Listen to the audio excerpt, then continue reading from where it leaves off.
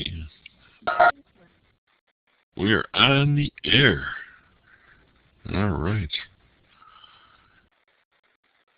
All right, welcome everybody to the investment planning course for DePaul's online program. My name is Tom Rose. I will be your instructor. Hopefully you all have a syllabus. And if you do, well, let me ask you this. If you don't have a syllabus, and I wonder if I can erase all your, then I got to figure out how. Let me backtrack. It's been a year since I did an online course. I usually do the live class in Naperville.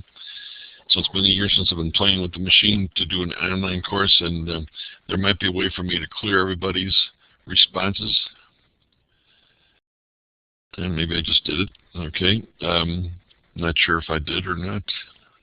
I also hopefully can use my the whiteboard to the best of my ability and draw lines and squares and all that type of stuff and keep this class moving. We got 2.5 hours together from 5:30 until 8. I do believe we need to take a break somewhere in there. What I've learned is maybe after the first hour, let's give you at least a 5-minute break or so. There's so much material to cover. We do really need all our time. Will we ever get out early? And the answer to that is never. I mean, I never got out early when I have the class for 3 hours. In the live session, there would be no way I could get out early in a 2.5-hour class. If you do have to leave, please do. I know this will be recorded, and you can always listen back at it. But the nice thing about this online class is the next best thing to being in a live class. The only difference is I can't see your eyes. I can't pick on you as easily.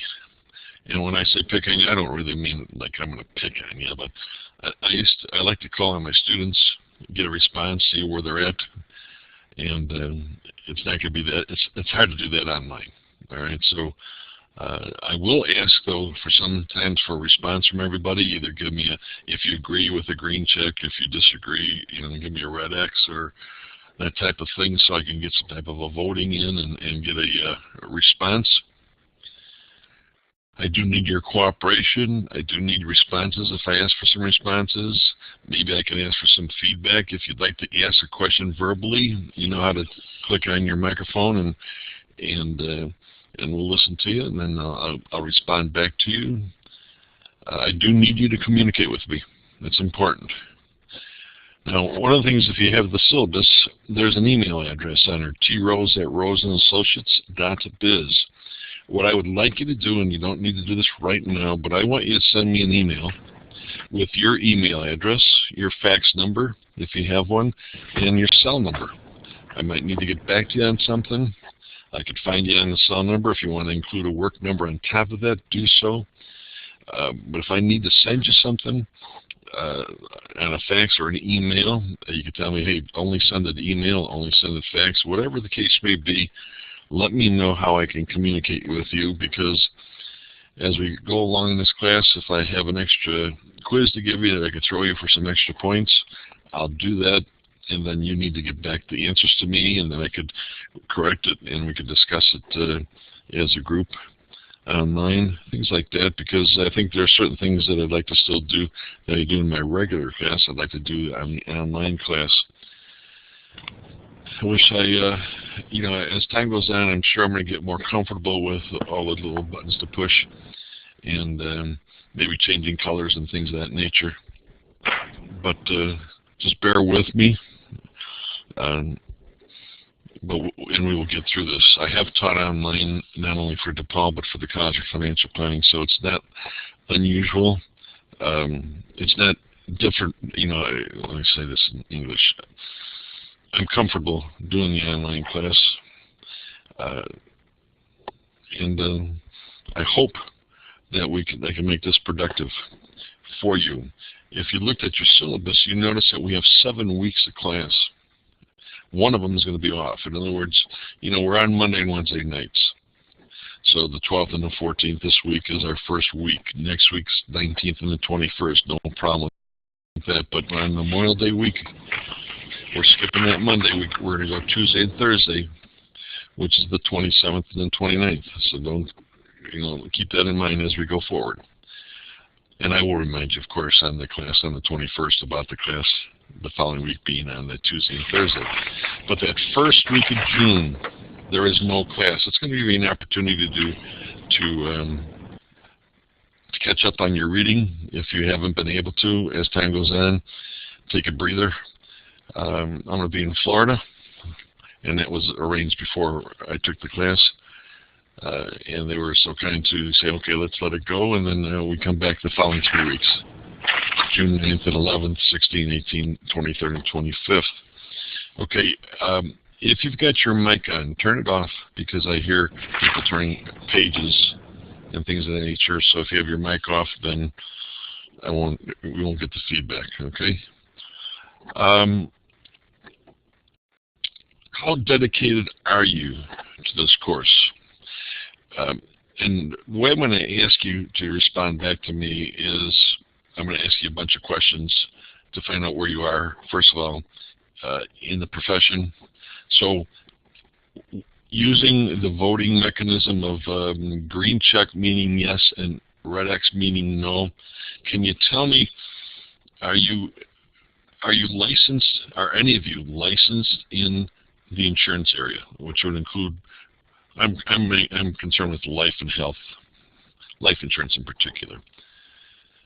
Okay, so if you're not, you give me a red X, and we got a bunch of red X's. Joanne, okay, we got 4. Okay, so I'm not. How about in investments? Are you licensed? All right, clear it out. Wait, no, I'll clear you out. Let me see if I can clear it. Good. Green check if you're licensed in investments. If not, give me a red X.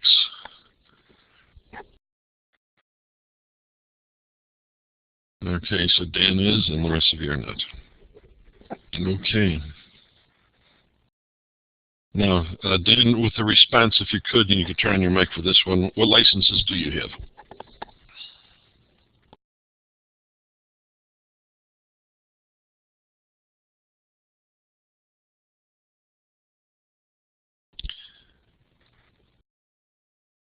All right, Dan, you gotta hit your talk button.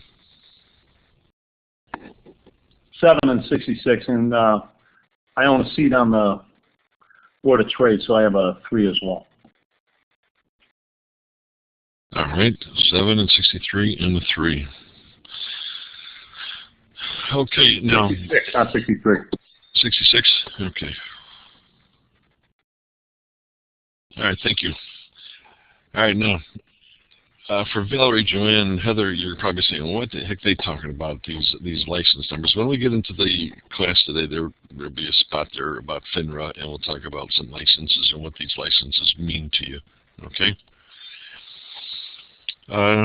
Okay, how about another question for everybody. Did you all take the CFP1 class online?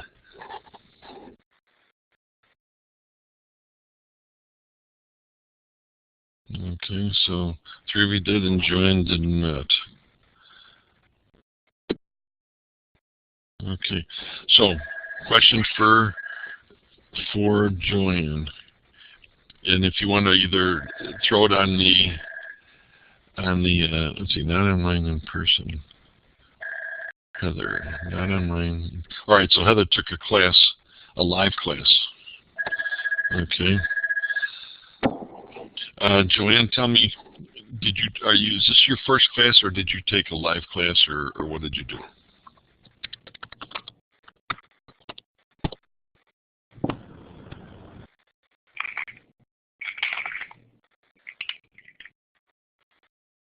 All right, this is your first class. All right, thank you.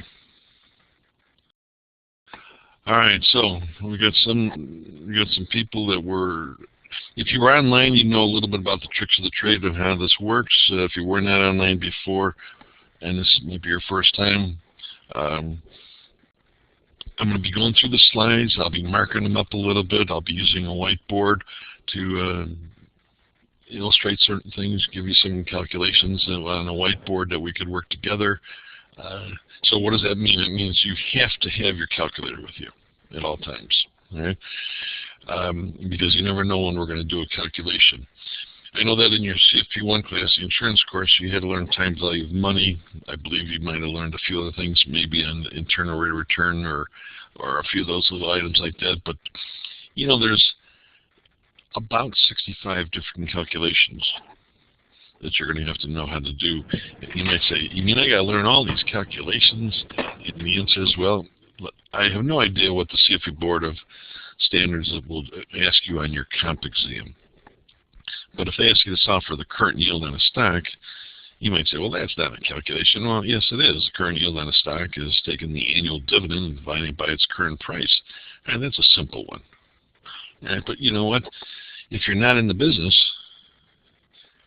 it might not be that simple to you. If you're in the business, you may not remember it. But now if you do read your book and you use that type of stuff, you might say, oh, I know that stuff. I don't have to study that anymore. I want to tell you that if you're in the business, you better still study. You better still read your book, because depending on how many years you've been in the business, you might have some bad habits. You might have different explanations for certain terms, and you need to know the terms and how they're explained via the book, and or maybe what the CFP world, how they try to understand the term to be, and how it's what it's meant to how it's meant to inform you properly, so on and so forth. Okay, so turn off your mics if you got them on. So it's very important for you to read your textbook, and I'm gonna highly emphasize that.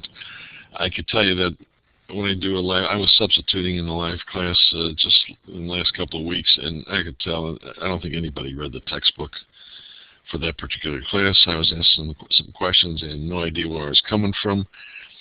And you know what? You've got to read it, because if you don't read it, when will you read it? I've taught this class for 30 years, over 150 times. Maybe it's 160, maybe it's 200 times. It's a lot. And I don't know of too many people that say, well, look, I can't read it while I'm taking the class. I'll read it when I'm done with the class. And the answer is no, you won't. Odds are you won't. Well, I'll read it right before I'm ready to take the comp exam. No, you won't.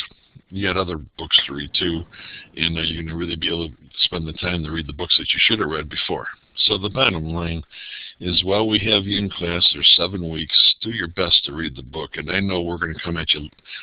Lock, stock, and barrel. I mean, I'm coming at you Monday and Wednesdays. I don't even give you a weekend between classes, because the online is 2 days a week.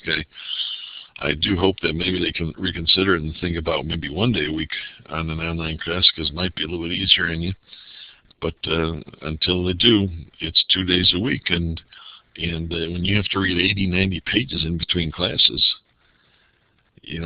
for the next session, that's pretty tough, especially if you have a job, a family, friends, if you like to sleep, eat, do those types of things. So all I can say to you is maybe preparation prior to the week, over the weekend, is get all your reading done so that you have Monday and Wednesday to listen in class and maybe ask questions and reread or whatever the case may be. But going back to these calculations, I mentioned these 65 calculations. If you learn time value of money, you know how to solve for present value, future value, payments, N and I, how to do an annuity, do ordinary annuity. That's 5 type of time value calculations.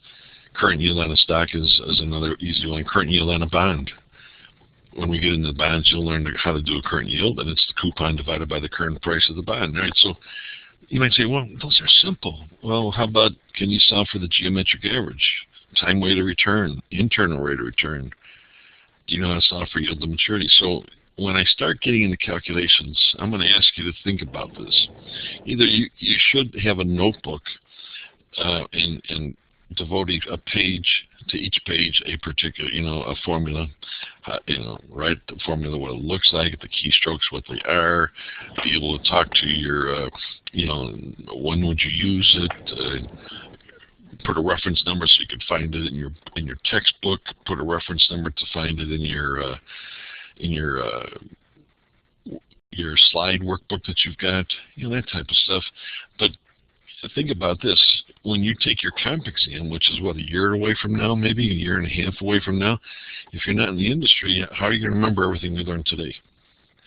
So do yourself a favor and find a way to organize your study materials. And I really highly suggest that you consider making yourself an investment formula keystroke workbook so that you can reference back to it, and you can always look it up real quickly. I'm not emphasizing calculations, but if they ask you to do one, you'd hate to say, I don't know how to do it, and you blow that question. Because I know that your comp exam has changed from a Friday, Saturday comp exam to just a one-day comp exam starting in November. It's a 6-hour exam, about 185 questions or so, give or take. And you might say, and that's on all the parts. So what percentage of your test will be on investments? Okay, if there were 180 questions and the test and 20% was investments, then that's 36 questions. Out of an 800-page textbook, you're going to find 36 questions. So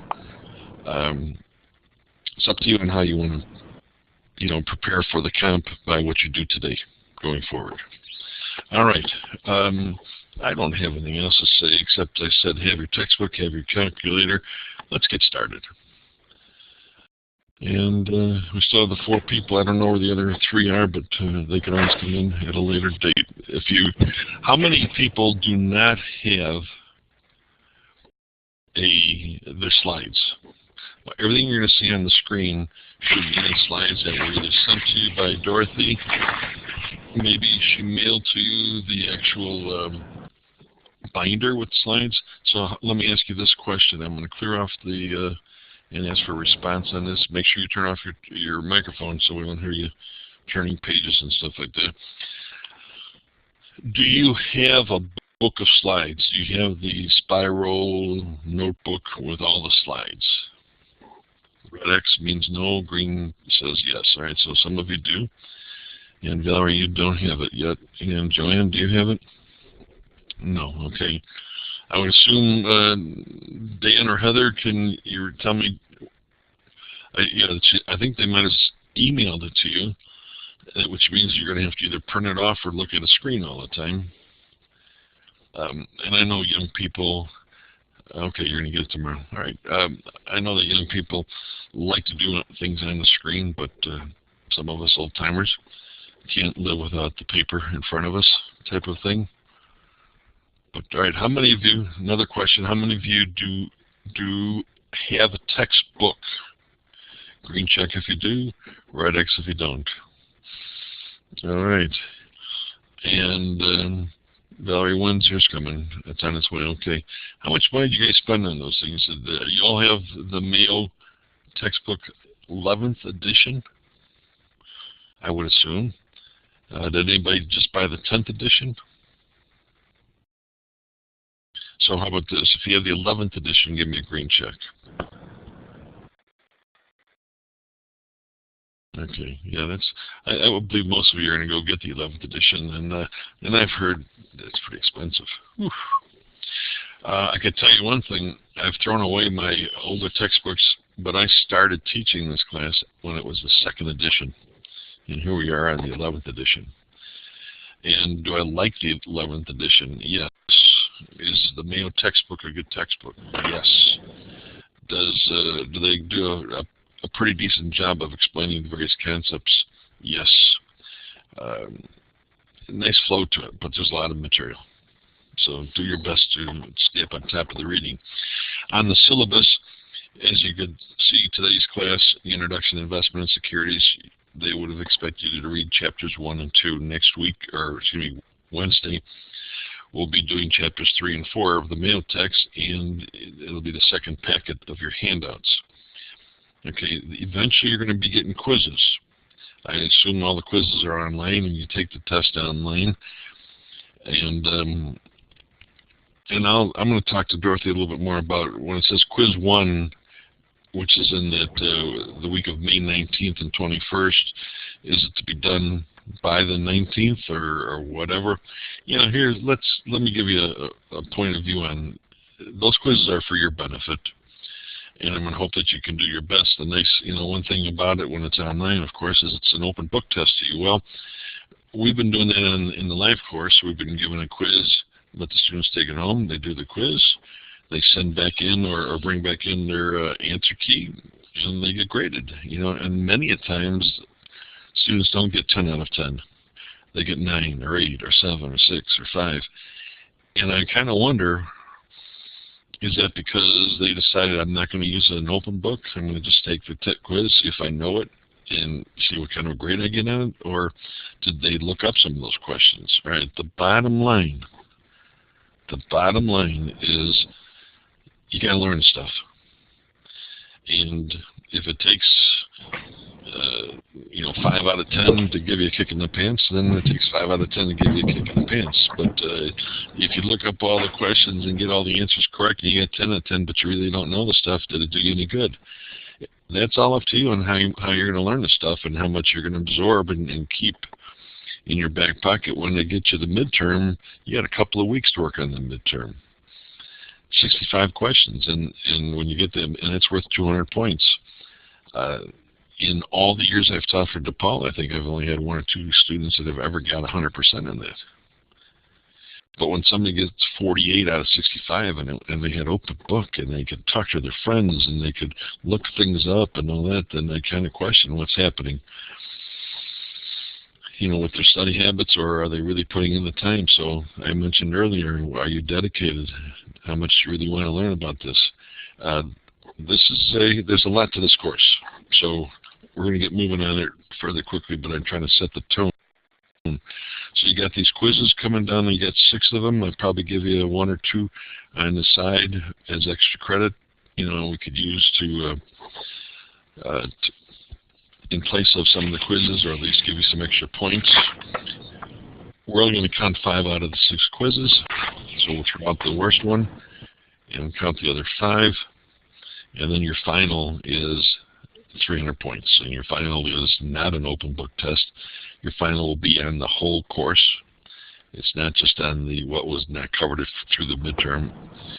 It'll be the whole course. Okay? Any questions before we get started? Okay, let's get moving on it. I will do my best to try to watch the chat. The question is, will you email the quiz test?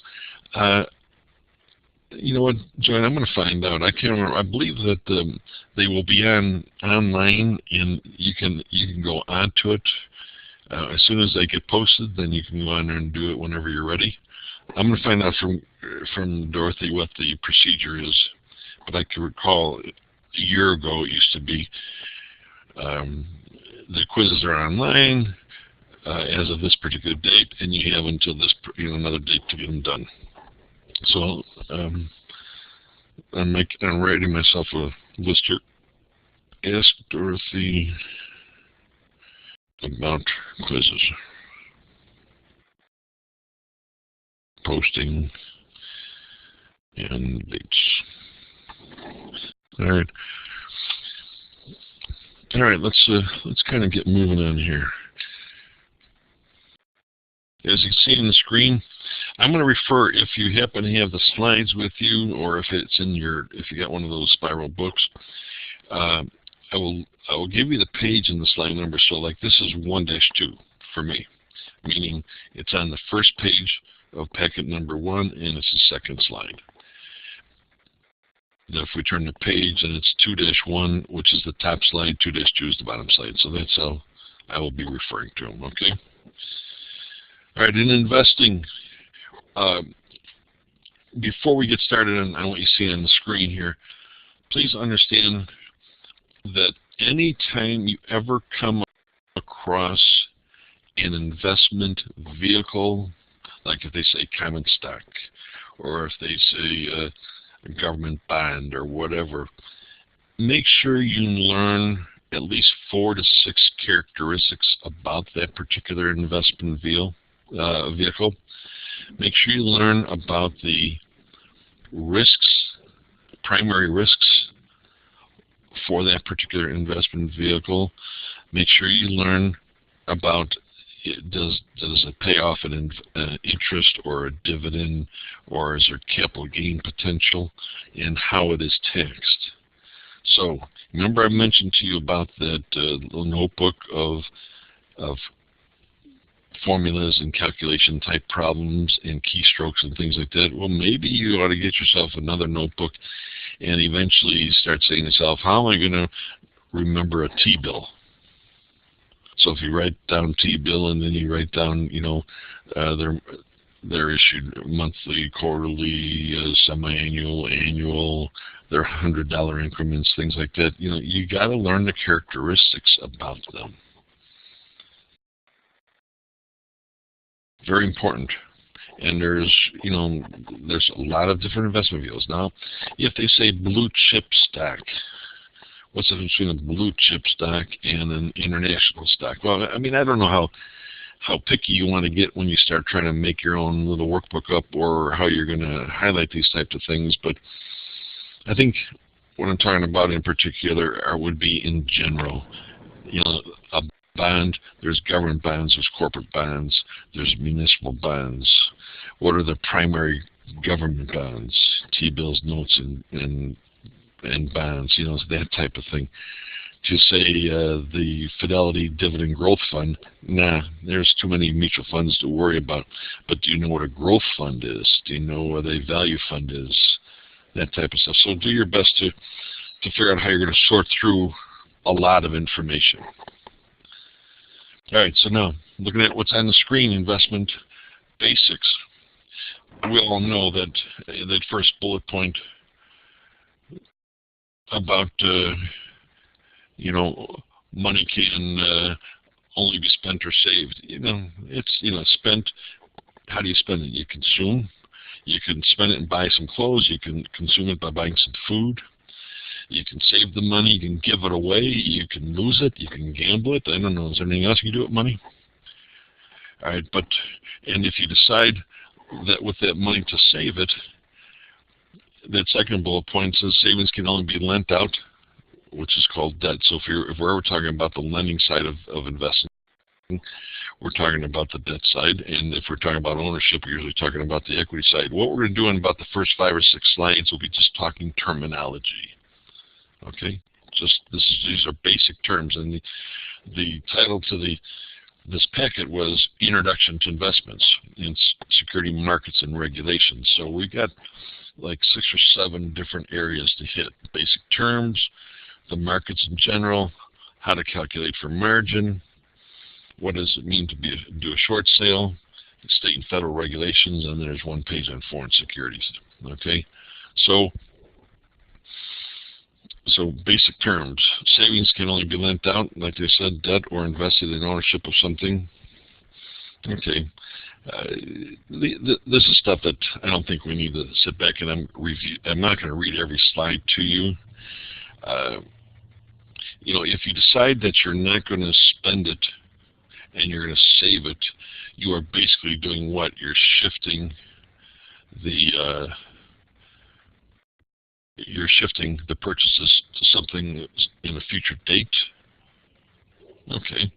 And then you hope that that dollar amount that'll be there at that future date is going to be worth more to be able to pay for whatever you need to purchase with it.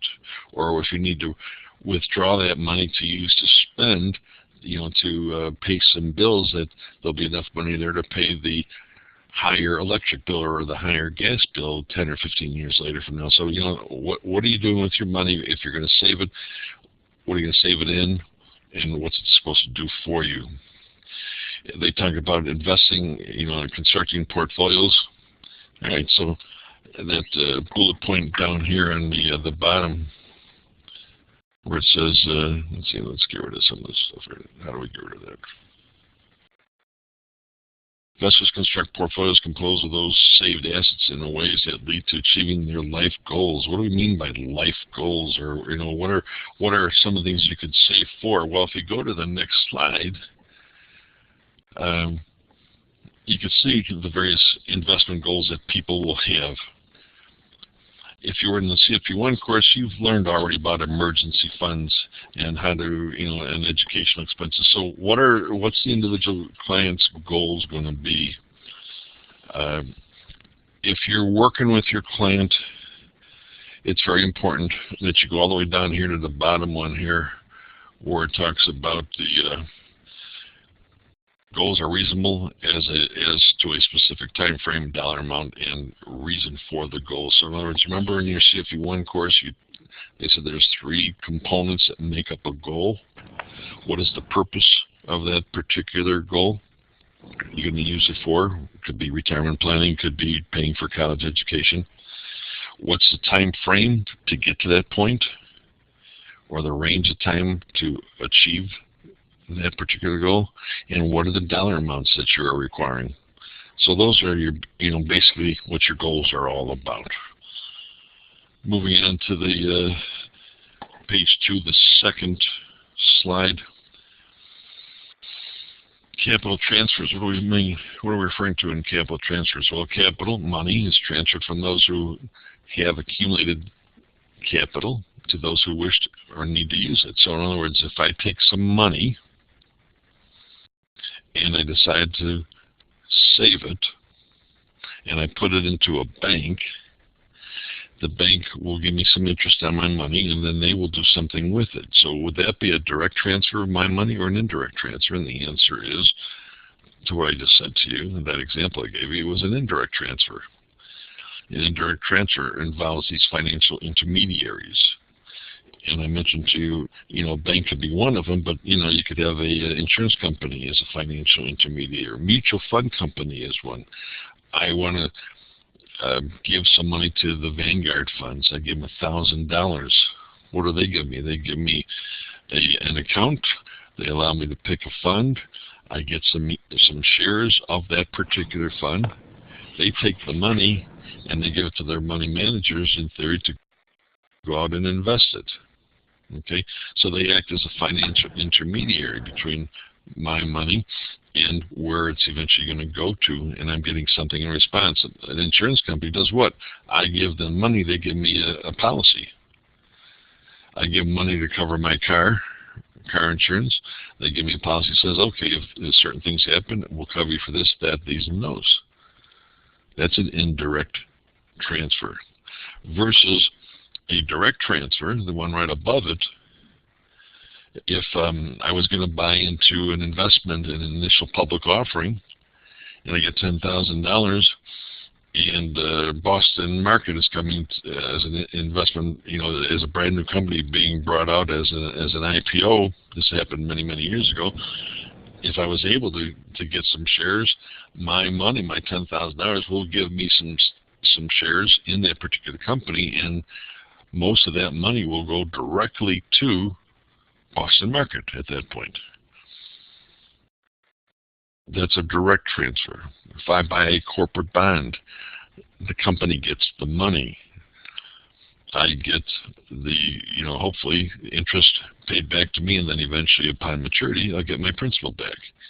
Direct transfer. So they ask you to make sure you understand capital transfers, that there's a direct way and an indirect way, and who are some of the company, or the types of companies that would be involved in an indirect transfer. Okay, not difficult. I'm looking at something here that says property. When you talk about this direct transfer into securities or property, with a direct investment, an individual acquires a direct claim on a security or a property. Property could mean real property like land or buildings, or tangible personal property like Rembrandt paintings or antique cars or tangible assets, something of that nature. All right, we can move on. Some of this stuff is very, very basic, so we don't have to spend an awful lot of time on it. Marketability and liquidity. Here's a good question for you.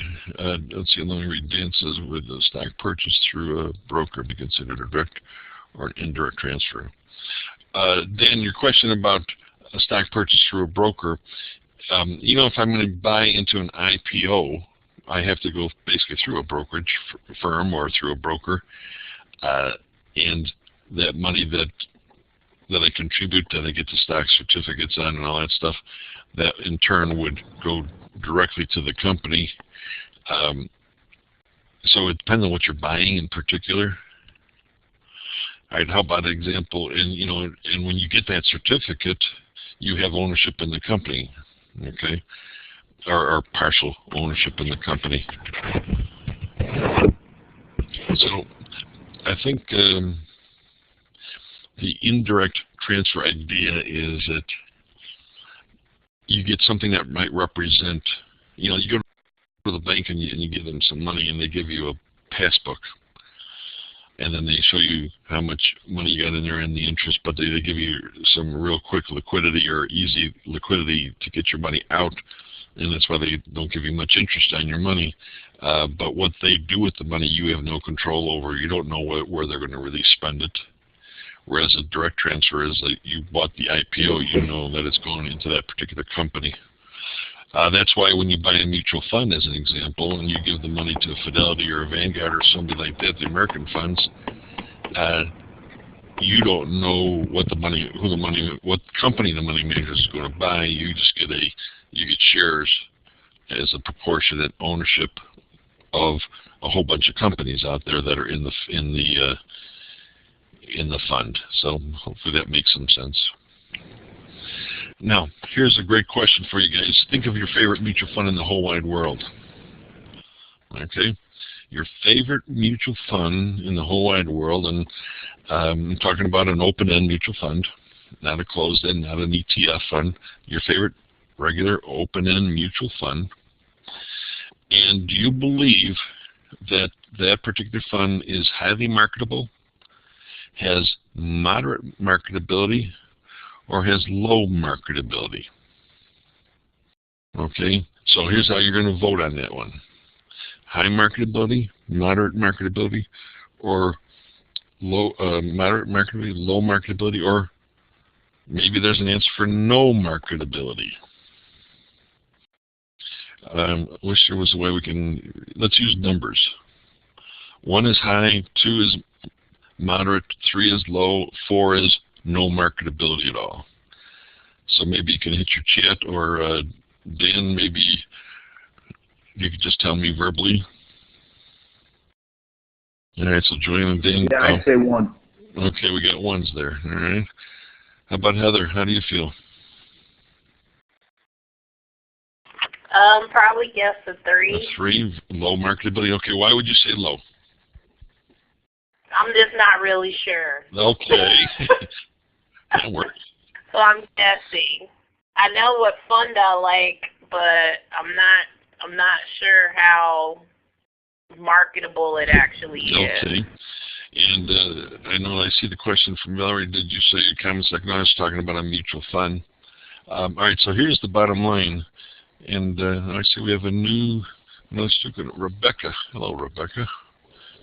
Welcome to the group. All right, so I was setting you guys up on that one because an open-end mutual fund has no marketability whatsoever. And you might say, wait a minute, I can get my money out real quick. Well, look at the definition at the top of this page about marketability, that there's an existence of an organized secondary market. All right, marketability means that the security can be traded in an organized market. When you buy a mutual fund, you are not trading that mutual fund. You are purchasing it from a mutual fund family, and they give you something back in return. They give you shares of that particular fund. If you want to liquidate it, you go back to them and you say, I'd like to redeem my shares. You're not trading them. You are just going to redeem them at the end of the day. Whatever the price is what the price you will get. Was that a trick question? Well, the answer is kind of. But the reason for it, no, I'm not going to say it was a trick question. It was just that many people get caught up in terminology and think that, marketability and liquidity are the same, and no, they're not really the same. Marketability means that there's trading in an organized market. Liquidity, as you can see, the next part of that first bullet point says that this part right here on the liquidity. How come I can't get liquidity up there? There we go. Liquidity says the ability to be readily converted to cash with little or no loss of principal. Okay, so I'll go back to the question in the mutual fund. How many believe that their mutual fund, the open-end mutual fund, is highly liquid? Or is it moderately liquid? Or has it got low liquidity? And usually in my class, people got their hands up and they say it's high liquidity. And I say, okay, well, high liquidity means what to you? What does it mean to your client? I can get out of the market. Okay, so it's we're on Black Monday. Was it October 19th, 1987? Or I can't remember exactly that date. On Black Monday, when the market opens up, and within 5 minutes someone calls you and says, hey, get me out of that mutual fund. And you say, okay, I'll get you out of there. And you don't get out until the end of the day. In the market, just in many of the stocks and bonds, or stocks in particular, lost about 20% on that particular day. How liquid were you? And that's when ETFs really started becoming more popular for some people, because they said, you know what, if I had an ETF and I called you at 8:35 a.m. Chicago time, I could have gotten out of that stinking ETF on a trade at 8:36 or thereabouts. Not at 3 o'clock in the afternoon. So when I talk with my clients, and I highly recommend you think the same way going forward, is that when you talk to your clients about liquidity, that you understand what they think is liquid. And they'll say, oh, if you tell me I can get it at the end of the day, the price at the end of the day, and that they can move it into my money market, or they'll send it out to check the next day and I'll have it in 3 days, that's fine. I was just wondering if it's going to take months to get my money back. And I said, no. Are you happy with that type of liquidity? Oh yeah, that's plenty good. Until they need it real fast, and then it's not as liquid as they thought it should be. So it's just a matter of explaining terminology and making sure you and your clients are on the same page on the meaning behind that. Okay. Hi, looking down here at risk. Just a quick couple statements about this stuff. I know in insurance you probably talked about risk. There was pure risk, speculative risk, and pure speculation. So this part on pure risk, the insurance companies, something happens, what can you do? In other words, it's just your insurance concept whereby something bad either happens to you or it does not. No chance for gain. I buy a homeowner's insurance policy. I'm not looking to make any money on that, am I? I get it there in case my building burns down, or whatever the case would be. So there's no chance for gain, but if something does happen, I've got some coverage. So that's they call that pure risk, and that's an insurance concept for pure risk. What about speculative risk? The next one, speculative risk is saying, hey, there is a chance of a gain or a loss. All right, so you assume the risk, though. So if I go to the casino, play on the roulette table, and put some money on red, what's the chance of gain or loss? Well, if it doesn't fall on red, I lose. If it falls on red, I win. Simple as that. So a 50-50 chance. Oh, but it isn't 50-50 because there is one green button on there too. So, that kind of skews it a little bit away. But just understand some terminology. Pure speculation, small chance of a large gain and high probability of loss. You buy a lottery ticket, spend $1. Hey, the worst I could lose is $1. But if I win, man, I could win millions of dollars. That's pure speculation. Okay, enough said on that one. Page 3, slide number 2 gets into some definitions on valuation. On value, that one right here where they talk about the present worth of something, you're going to see as we go through the course terms used like current value. present value, intrinsic value. Okay, what price are you willing to pay for it today? That helps define the term intrinsic value. What price are you willing to pay for it today? Well, it's the present worth of something. In the stock market, where you would discount back all the future expected dividends and its expected growth back to the present at some type of a rate, which is the client's required rate of return minus that growth rate. You come up with intrinsic value. That's the price I'd be willing to pay for that stock. So that's when they refer to value, it's the present worth of something. But the valuation process, the next one here, is the method. And what I really want to make sure that you understand today, because I'll probably bring it up tomorrow and the next day and the next day and the next day, is that one of the only ways to really get a handle on this investment course, especially when we get into calculations or concepts, is to learn the process. Learn how to get to that point. Learn why what you need to be able to calculate, why you need these various variables to be able to come up with a proper answer. There's always a process. In time value of money, there is a process. If you can recall, when you solve for the future value, if there's 5 variables you take, and I'll do this in Wednesday's class, I'll go through time value of money, because we'll spend probably half the class on time value of money. But if you're solving for future value, you put that below the line, you put the other 4 variables above the line, and if you fill in the numbers above the line. And it's a process. If you know these particular numbers, you can get to the future value that's below the line. It's a process. So, very important for you to make sure in this course that you learn the process to get there. It'll help you understand it all. If people wanted income, where do they get the income in investments? Either from interest or dividends, correct? Some people say, well, if they get a short-term capital gain paid out, that's income. Yeah, it is. But primarily, most people think, I earn interest on a bond, I earn interest on a CD, that's income. I get a dividend from a stock, that's income. Sure, you can reinvest those things. I'm not saying don't reinvest them, I'm just saying income is generated through interest and or dividends.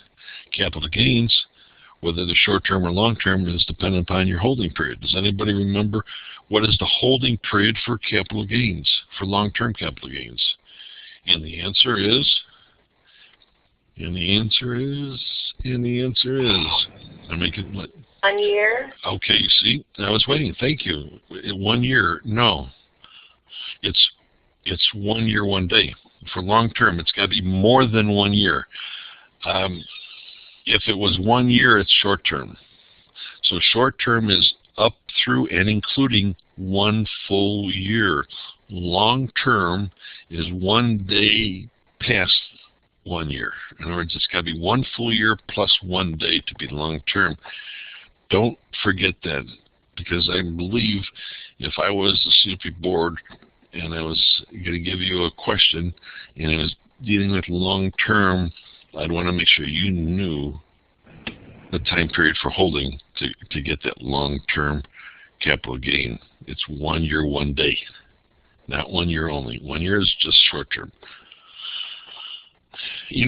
When I mentioned to you earlier about the comp exam, it's going to be a 6-hour test instead of a 10-hour test. Instead of 285 questions, it'll be about 185 questions. So how involved do you think the question is going to be? Do you think they're going to give you one question that's like a true or false answer? Do you think they're going to give you one question that's like a one-liner? No, not really. They're going to be some pretty heavy-duty, thick paragraphed questions that have a lot of information in there, and then they might ask you a question or 2 or 3 or 4 questions related to that data bank of information, and saying your left brain needs to know what your right brain is thinking. You might need to know some things about the tax world with the investment world coupled into the retirement world. If I talk about an IRA is belongs in the retirement world? Well, there's tax-deferred and tax-free potentials, depending on how it's, is it a Roth IRA, is it a qualified IRA? There's calculations to use if you're using that money to get to the future. So is that an investment question, a retirement question, or a tax question? Bottom line is, it could be all three of the above. And all that is in one particular question. So you've got to make sure you can blend what you're learning in all the courses together to be able to come up with the answers to a specific type of a question. Last statement down here on the screen here, total return. It's a combination of income and capital gains. One of the formulas that you're going to learn about, the holding period return formula, goes something like this on holding period return. Let's see, let me get my...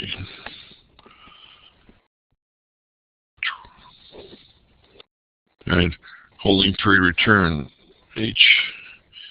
HPR, holding period return. Formula is going to look something like P1, P represents a point in time, plus any type of dividend earned minus the original starting point on the investment divided by the original investment. That's the holding period return formula. Okay, holding period return formula for 1 year gives you the total return for that particular year, right? It's a combination. If you look at the definition, total return is a combination of income and capital gains. Well, where do you get your capital gains from this formula? Well, the difference between the ending period and the starting period of the investment, P1 minus the PO. Add the dividend in there, divide by that original starting point, PO. Okay, so that's total return. Holding period return for 1 year. Simple. Let's move on. We'll come back and eventually do a calculation on that, but not today. All right, where am I at here? On the top of page 4-1, asset allocation and diversification. On page 8 of your Mayo textbook, Mayo 11th edition, it says diversification is important because it reduces your risk exposures. Well, what is diversification? It's combining different assets in a structured way so that the returns are left largely unchanged while risk is reduced. That might be diversification within the portfolio, within the asset class. Asset allocation. So I don't know why they didn't maybe start with asset allocation on top and diversification on the bottom, since you're, as you can see up here on the top here, the title to the slide is asset allocation and diversification. So let's look at asset allocation, and it says, hey, it spreads finite resources across various asset classes. Well, what are we talking about in regards to asset classes? And they give you all these different categories of assets down here on the bottom of that particular page. So I'm going to give a, let's see if I got a white page up here. Let's see if we can kind of put this in a perspective, okay? If I'm going to break it down into categories, okay, we got the debt categories. You might want to write this stuff down for yourself somewhere. We got debt categories. And we've got equity. It's going to use the letters EQ. All right, and then we'll just draw the line down here. And these two categories are basically what we would call your financial assets. Okay, I'm just going to use the letters FIN and AST for assets. Okay, these are your financial assets, and I know my printing stinks. But they're also considered to be your traditional. So I'm just going to abbreviate that with TRAD. Traditional. Okay. ... So when we talk about debt, we're talking about cash and cash equivalents. In the cash and cash equivalent, that's your money market funds. That's your bank accounts, savings accounts, things of that nature. Anything that is held for less than 1 year in time is a cash and cash equivalent.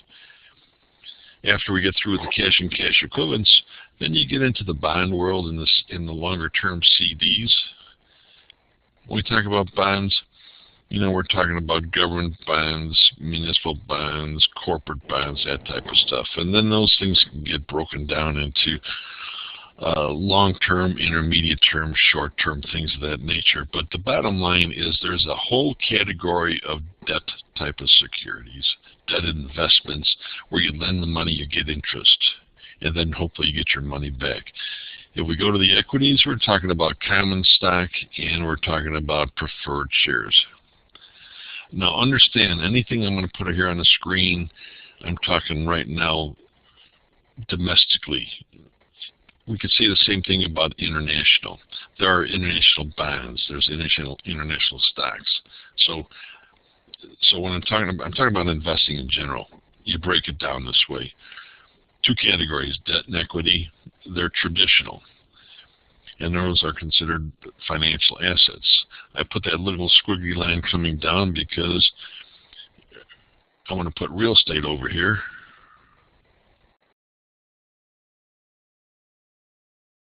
I'll just leave it as real for real estate. And then I want to put tangibles, and I'll just put T-A-N-G, tangibles, right there.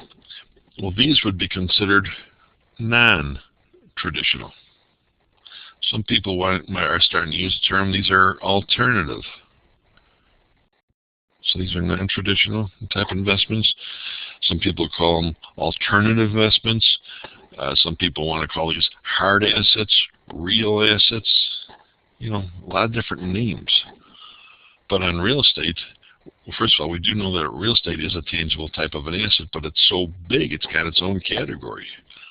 Anybody know the 4 categories of real estate? Yeah, we got raw land. That's a major, and raw land includes farms and cattle ranches and things like that. You got residential type of real estate, single family homes, multiple family homes, commercial properties, and you have industrial properties. Those are your 4 major categories of real estate. And then you get over here under the tangibles, and you've got things like commodities, natural resources, collectibles.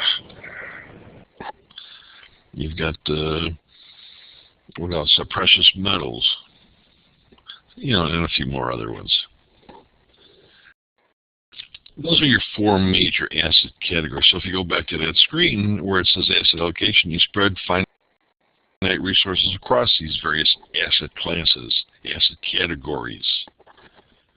And then you can diversify within by buying large cap, small cap stocks, long bonds, short bonds, things like that. So if someone says, well, wait a minute, where are the options? Well, I'm going to just draw a line this way and say to you, you can package all these in either options or future contracts. Options and futures are a way of packaging these things, and then you follow some different rules, some different ways of investing. Well, what about mutual funds? Well, mutual funds. All right, you gotta turn off. If you got your microphone, you gotta turn your mic off, otherwise we're gonna get feedback. All right, you've got mutual funds and you've got ETFs, exchange traded funds. That's packaging of these particular categories of investment vehicles above. Okay, so bear with my printing on the board, but you get the idea. I'm trying to talk you through it. I know that as I talk, you're saying, hey, stop talking so fast. I'm trying to write all this stuff down. It's already 6:30. We only have an hour and a half left, and I want to make sure we get through the rest. So I'm going to keep moving along, and just bear with me. Okay? But that's asset allocation, diversification in general, and we'll get into talking about a lot of those items as we get into the other packets and the other classes going forward. Okay? We'll take a break in a couple minutes here. Let's look at that next slide about efficient markets. I'm on slide number 4.2, second slide on page 4. To have efficient markets, you need these 4 elements. A lot of people, a lot of participants, a lot of money. That's your liquid capital. A lot of people, a lot of money. You have to make, for it to be an efficient market, you have to have a marketplace that has accurate information, and new information that comes out can be quickly disseminated and rapidly disseminated. People have access to that information, and then you better have some good government regulations ensuring that you have a level playing ground. How do they do all this type of stuff? How can you have an efficient market? You pass legislation about various things, and when we get into those rules and regs toward the end of the assignment today, you'll see how that kind of fits into play there. But that's the efficient market world. You have to have those four elements to be efficient. Now, when we do packet number 2, which is Wednesday's class, there'll be another part in there that we're going to talk about the efficient market hypothesis in the weak form, semi-strong in the strong form of the efficient market hypothesis and the concept of the efficient market hypothesis. So you haven't had a chance to read that, but you need to make sure you do read it before you come to class on Wednesday, and we'll talk more about efficient markets at that point. This last statement on the screen about having a diversified portfolio, if you have a diversified portfolio, it means that the investor will always own something that is underperforming, and this is such a true statement. Because if you have securities in a well-diversified portfolio that are not highly correlated, which means they don't move in the same direction, and when we get to packet number 3, which starts next Monday, I'm going to say to you right now, start your reading on that one. Do not come into class Monday if you can help it without reading that stuff. It is probably the most important, it's the most involved assignment. In the past, on the comp exam, many of the questions came from the information included in the packet 3, more so than the other ones. Like if you looked at percentage-wise, it seemed like they hit a lot of topics in there. It is so powerful that it's going to take me both Monday and Wednesday to get through. Okay, I can never get it done in 3 hours in a regular class. It takes me about 4.5 hours because we'll be doing a number of calculations. I will be referring to things in your textbook. So you've got to have your textbook, you've got to have your calculator, and do yourself a favor, read through it. Don't get bogged down. Whenever you do any of your reading, and you come in and there's things on calculations, and we haven't covered it yet, don't sit there trying to say, okay, I'm going to learn this calculation before I come to class. Get through the reading first. If you got time, go back to the calculation and go ahead and practice it. See if you can get it done on your own. But I will make sure, I will assure you that I will do every calculation in our classes with you. You'll hear it at least once, you'll see it at least once, and then what you do with it is up to you. But I'll make sure we cover them all because I don't know which ones they're going to ask on the comp exam. I can tell you that there was one time where I was invited out to by the CFP Board of Standards along with another 21 other CFPs, primarily those that were instructors from the various programs, and we evaluated a comp exam at that time. Now, this was before they changed it to that one-day testing. It was a 2-day testing. And we had to evaluate each question and vote on what we thought, how many people should pass this particular question, given the type of question it is and the information that was in the test question. And it would go something like this. There was an investment question that says use the Sharpe formula. I'll tell you about the Sharpe formula when we get to that time. And it says use the Sharpe formula and look at these 5 different funds and their returns. Which one of these funds gave you the best risk-adjusted performance using the Sharpe formula? So all it was is plug in the numbers and come up with the highest number. The highest number is the winner. I mean, that's how I would say it was pretty simple. At least it was for me because that's what I teach that stuff. And they went around the room, and there was someone says, I believe only, and they said, okay, make believe there's 100 people sitting in the other room over there. out of those 100 people sitting in the room, how many should be able to pass that test question? So when they came to me, I said 100% should pass it. They're smart enough people. They said use the sharp formula. Here's the data, the variables, put it in, calculate it, you're done. Someone else says, I think 40 out of the 100 will get it right. I said, well, how can only 40 get it right? You know, they tell you what to do. I said, well, because they could have their computer do it. Why would they have to know how to do it? You know, but everybody had a right of opinion on that, right? And they calculated all the opinions and came away with something for how to evaluate test questions. So, make a long story short, when we went through that actual comp exam, I counted how many times did I have to touch my calculator to do investment questions, and the answer was 25 times. I had to take my calculator into my hand to do an actual calculation for an investment question. And that doesn't mean tax calculation. That doesn't mean solving for a college education costs or anything like that. I'm talking about something more specific to the investments, net time value of money. And I had to use my calculator 25 times. So, to go back to my statement, how many calculations will they give you on the exam? And the answer is, I don't know. I don't think they'll give you 25 because there's only going to be 180, 185 questions or so on the comp exam. But there will be some. And the question is which ones, and the answer is no one knows. So we will go through all of them, and then you determine how much you really want to know going forward. All right? All right. We'll be taking a break real soon. Let me just get through a few more pages here, like 2 more, and then we'll... U.S. financial markets. We do have the most efficient markets in the world. Okay, so I'm looking at this particular stuff right here. Most efficient in the world. Why? Because we have large and established markets.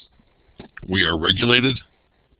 There's opportunities for people to see inefficiencies and hopefully capitalize on it.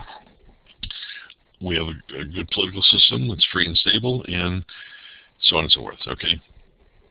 There's competition that exists among a lot of different investors out there. So remember the 4 things that make a market efficient was that there's a lot of people, there's a lot of money, there's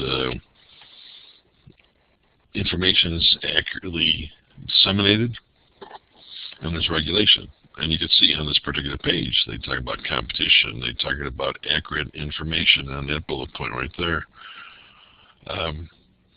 But the one thing about this is that not all markets or some markets are as efficient as our blue chip market. Some people will say the small cap market in the United States is not as efficient as the large cap market, and there's probably some truth to that. But they do have a lot of investors, and it is still regulated, so on and so forth, but maybe the information is not as well known, and that could be one of the reasons why it's not as efficient. Okay, and this other statement that's right here that deals with... Let's see how I do this here. About the investors. There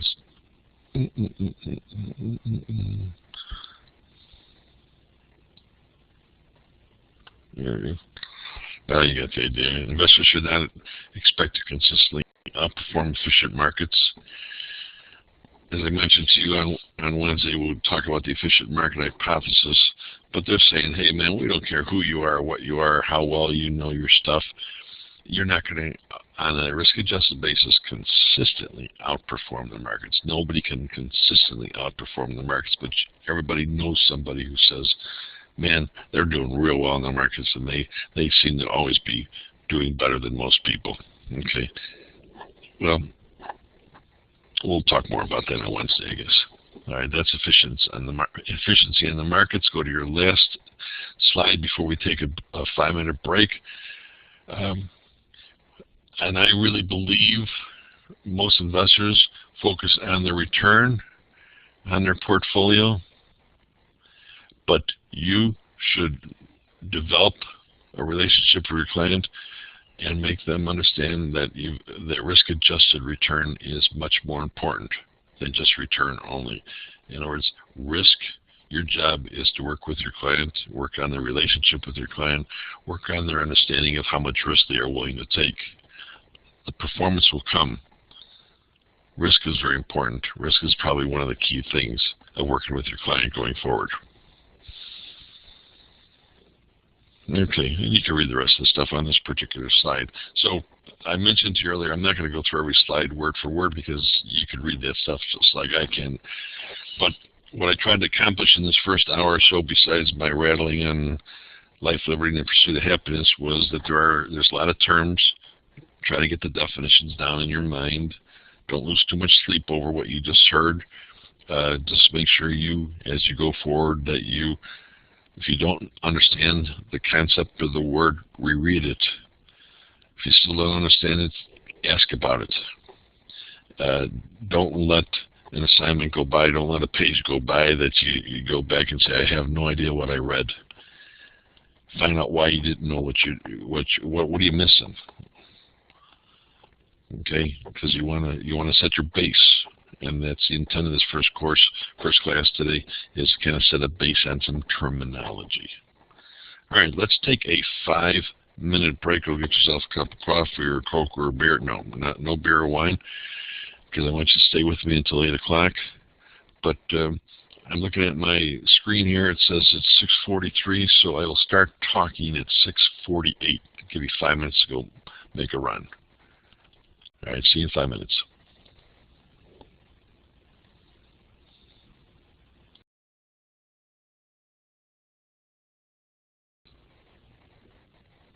All right. So if we take a look at page 6, slide number 1, security market terms. Notice that first, where it says broker dealers, right on the top bullet point, are on the over-the-counter market. They buy and sell securities out of their own investment inventories.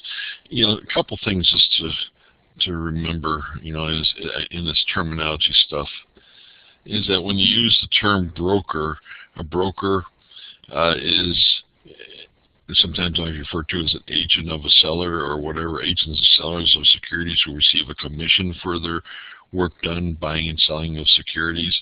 So a broker buys and sells for a customer and earns a commission doing that. Whereas a dealer, the SEC defines dealer as anyone who engages in the buying or selling for his or her own account. Okay, so brokers will be buying and selling securities for their customer. A dealer is buying and selling securities for their own account. Now, some other terminology, they will call a dealer that is on, that works in the over-the-counter marketplace, as another term is called market maker. A dealer on the over-the-counters are called market makers, whereas a dealer who's on a listed securities exchange is called a specialist. So you get market maker dealers that are market makers on the OTC. Specialists are the market makers on the exchanges. Okay, they both have a job. What's their job? Maintain a fair and orderly market for securities.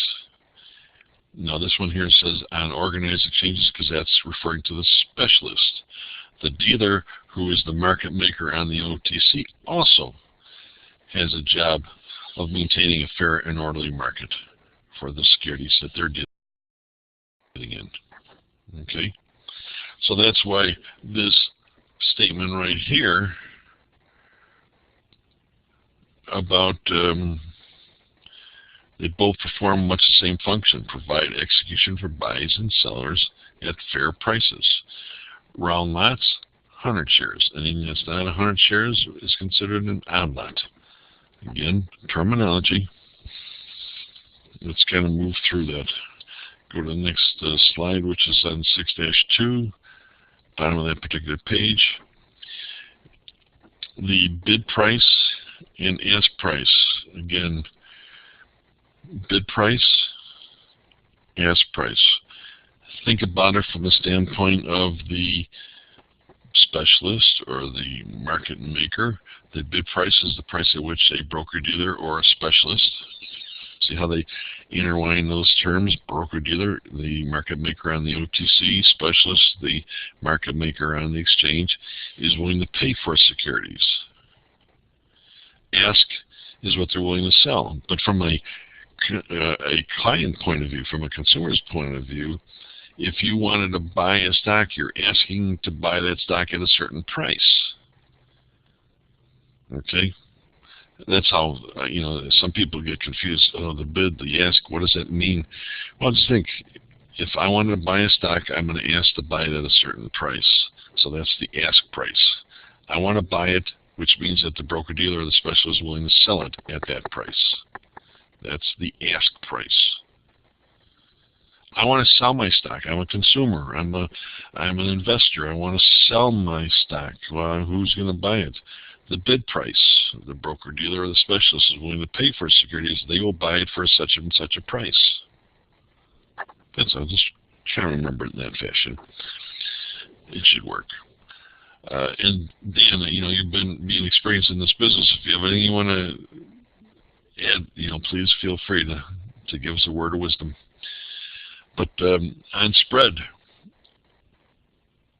how do these guys make some money? Well, there's a spread is the difference between the bid and ask price, and they make some money that way. But they also make money by if they have some of those securities that they own. Remember, on that previous page, it talks about the dealer or the market maker is anyone who engages in the buying and selling for his or her own account. So if they have securities in their own account and there's a dividend paid, they receive the dividend. If there's capital gains occurring because the stock price is going up in value, they're earning on it. If they haven't sold it and they still own it, they're making the appreciated value on it. Okay, so how do they make money? That's the way they make it, on the spread, on the dividends, the interest are earned on their securities that they own, and on the potential gains involved. If the term equilibrium price pops up, your job is to say, okay, what do they mean by equilibrium price? Well, equilibrium price is that's this bullet point right here, if I can get it to work here. Come on, double click, that's it. Equilibrium price is the price that equates supply and demand for a given security. The price that someone is willing to buy it and someone is willing to sell it is an equilibrium price. The supply and demand crisscrosses at the equilibrium price. The best price that people are willing to pay it for, and the price that the producer is willing to sell it, that particular price. That's a supply and demand type of a curve, equilibrium price point. Well, same thing on a stock. A buyer wants to buy it for a certain price, seller wants to sell it for it. If they come together on the price, it's done. The settlement for stocks, you buy a stock, it sells in 3 days. T plus 3. So the term settlement, and you see that usually 3 business days, they're referring to the term T plus 3. That'll come into play when we get into this, when we start talking more about stocks in assignment number 5, and your understanding of how T plus 3 works in regards to ex-dividend dates and things of that nature. So that's going to come along in a little bit, but we're not going to cover it right now.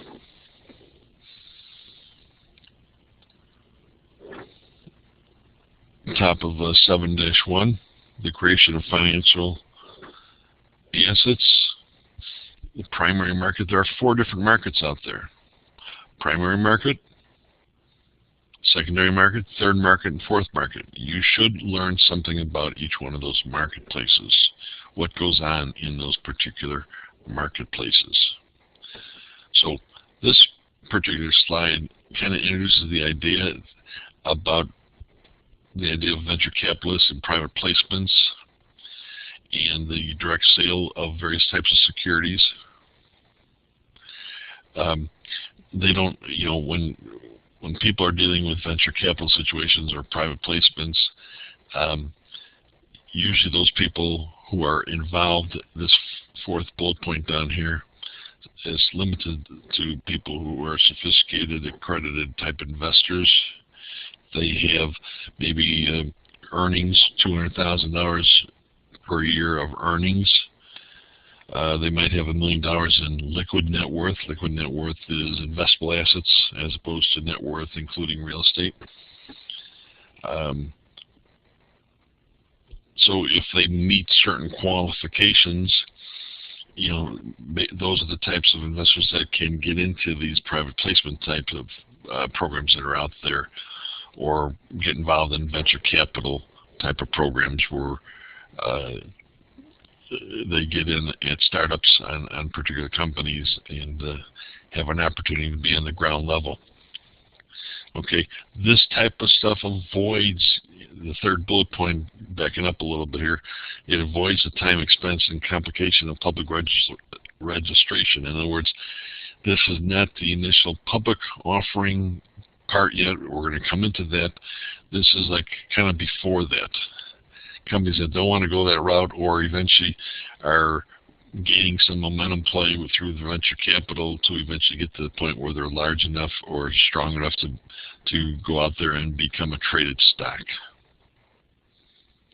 So they ask you to kind of get your hands around and the idea of knowing a little bit about the venture capital and the private placement type of deal.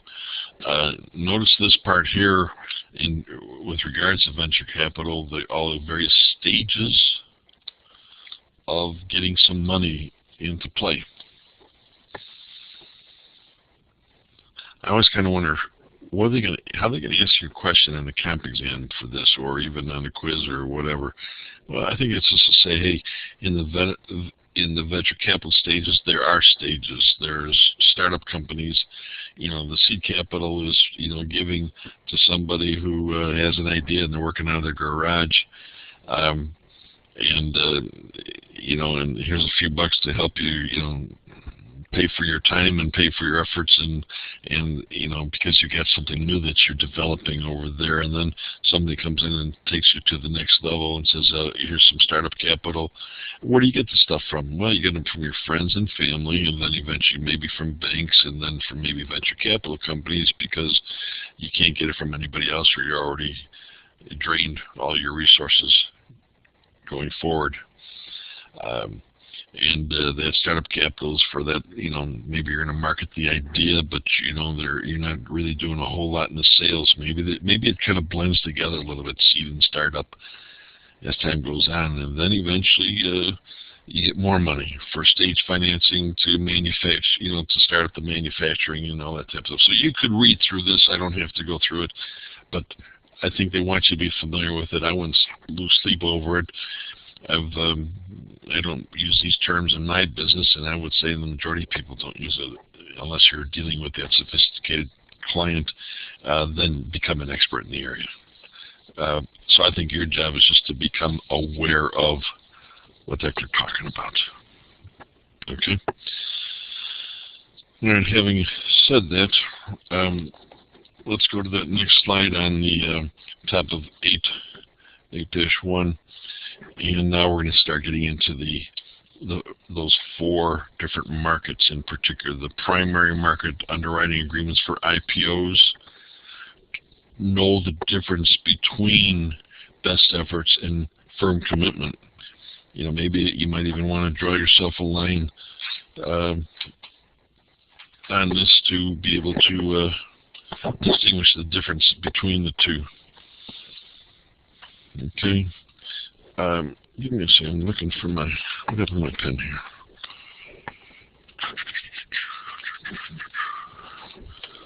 Mm-hmm.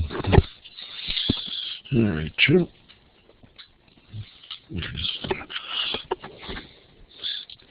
All right, so what I'm saying, if you want to draw yourself a line between these two, best efforts, would you, if you were a company that wanted to go public, would you want to work with a group that would give you their best effort, or do you want a firm commitment? The answer, of course, you'd like to have that firm commitment. And firm commitment is where the investment banker, which would be like a Merrill Lynch or whoever they are, Bank of America, Goldman Sachs, JP Morgan, or where those types of groups out there would take your company that is private public. And as an investment banker, they might form a syndicate and get other firms involved, and then they will purchase the entire issue. They will purchase the entire issue. All right, and help defray and spread the risk across all these people in the syndicate to help sell it. Whereas on the best efforts agreement, who bears most of the risk? It's the startup company itself. The issuing company bears the risk of selling the securities because there is no guarantee from the investment banker. It says it's a sign of weakness. No, it's just kind of, I believe, they might say, well, we'll help you. We can't guarantee you that you're going to sell everything. You might not sell enough shares. If they're advising that, their role of advising this investment banker, has a number of roles. One of them is that they will be an advisory to that company, and they might say, well, maybe you won't sell everything you need, but how many shares do you have to sell to get you enough money to take it to that next level, to be able to prove yourself out there, so on and so forth. Some companies are really strong in other companies, and that's why there's the firm commitment versus the best efforts approval. I was told by some people who found this somewhere where they said that if the term underwriting is used, underwriting implies firm commitment. So if they're saying it's being underwritten by such and such a firm, the implication is it's not a best efforts agreement, it's a firm commitment agreement. So to underwrite means a firm commitment, is what I'm trying to say to you. To underwrite is a firm commitment.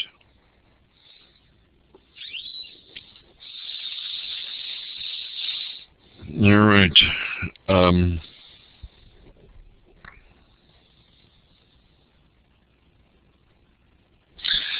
Okay. There are a couple different companies out there right now that produce materials to help CFEs prepare for the various exams and eventually the comp exam. Okay. And I got this from one of the books by one of the producers of the material, and they made a comment that underwriting takes on 3 different forms: the best efforts, the firm commitment, and then they included private placement as a type or a form of underwriting. And so the stuff that was previous to this particular page, where they talked about venture capital and private placements, different levels maybe of underwriting takes place, and they referred to the private placements part here. In particular, they didn't mention venture capital approaches as being an underwriting type of an arrangement. But think about that. If you look at that slide that talks about venture capital here, and all this different outflow of money is coming from somebody, some group, whatever the case would be, maybe venture capital is also included in that statement about it's a form of underwriting. But there are no guarantees here. As you can see, there are no shares being sold outright. Only a few investors can get into these types of things. So it's a lot different than the actual initial public offering that was referred to from this particular page here. Going a little bit further, 8-2 talks about the functions of the investment bankers. All right, and what I'd like you to do is draw yourself a line, if you would, right here, and look at above here, above that line. Okay, so we're going, you know, in this direction above this particular line here, and break this down and call this the advisory function of the investment bankers. Okay? Okay, call that the advisory. Let me write that word in here, advisory.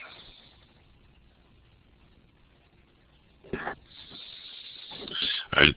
The investment banker oversees the registration process. They advise, thus advisory, okay, about how big of an offering size, what's the timing, when are we going to take it out there, what type of offering, what's the price of the offering, so on and so forth. Okay, that's the advisory side of it. Then the actual underwriting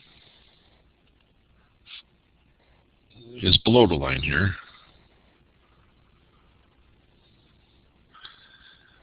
Sometimes it's hard to write on these whiteboards here. Underwriting.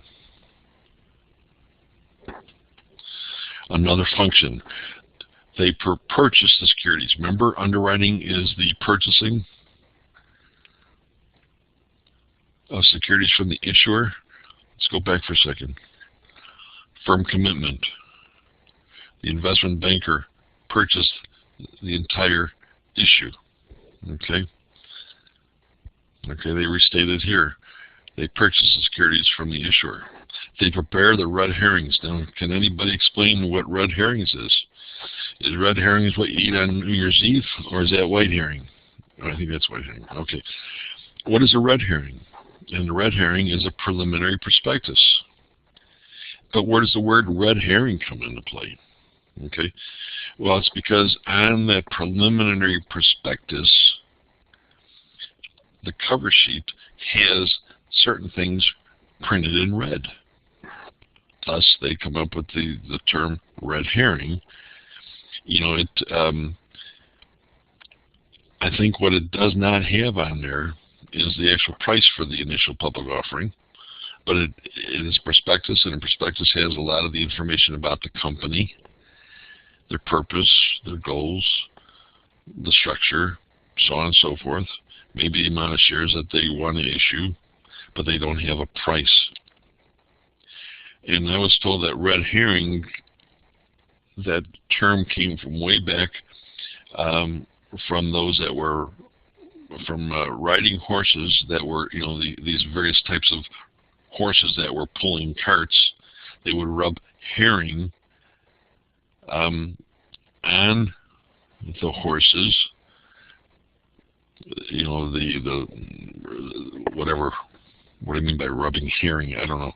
You know, maybe the scent.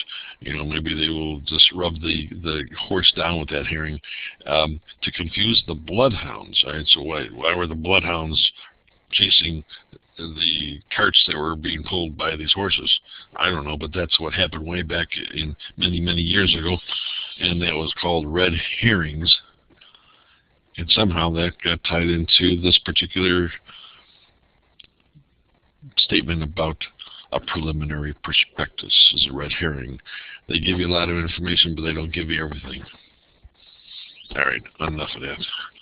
And then the underwriting. They also prepare the final prospectus. You know, with this preliminary prospectus, this fourth bullet point right here, they take indications of interest, IOIs, they call it, indications of interest from potential investors. So they send out these prospectus to their big investors. Somebody does the reading, and someone says, "Hey, you know, when that comes out, I want to buy a couple $100,000 worth of it," or whatever the case would be. That's the intent of this type of underwriting that goes on. Okay, so far, who is assuming the risk in best efforts? The company. Who assumes the risk in an underwriting situation? It's the investment banker.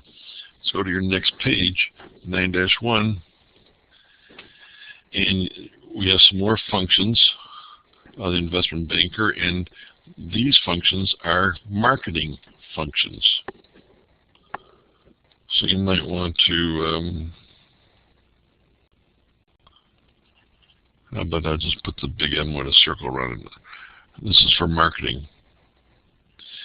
Forms of the underwriting syndicate, managing underwriter who has the lead brings in this syndicate group and as a selling group, and they're out there selling and marketing the securities.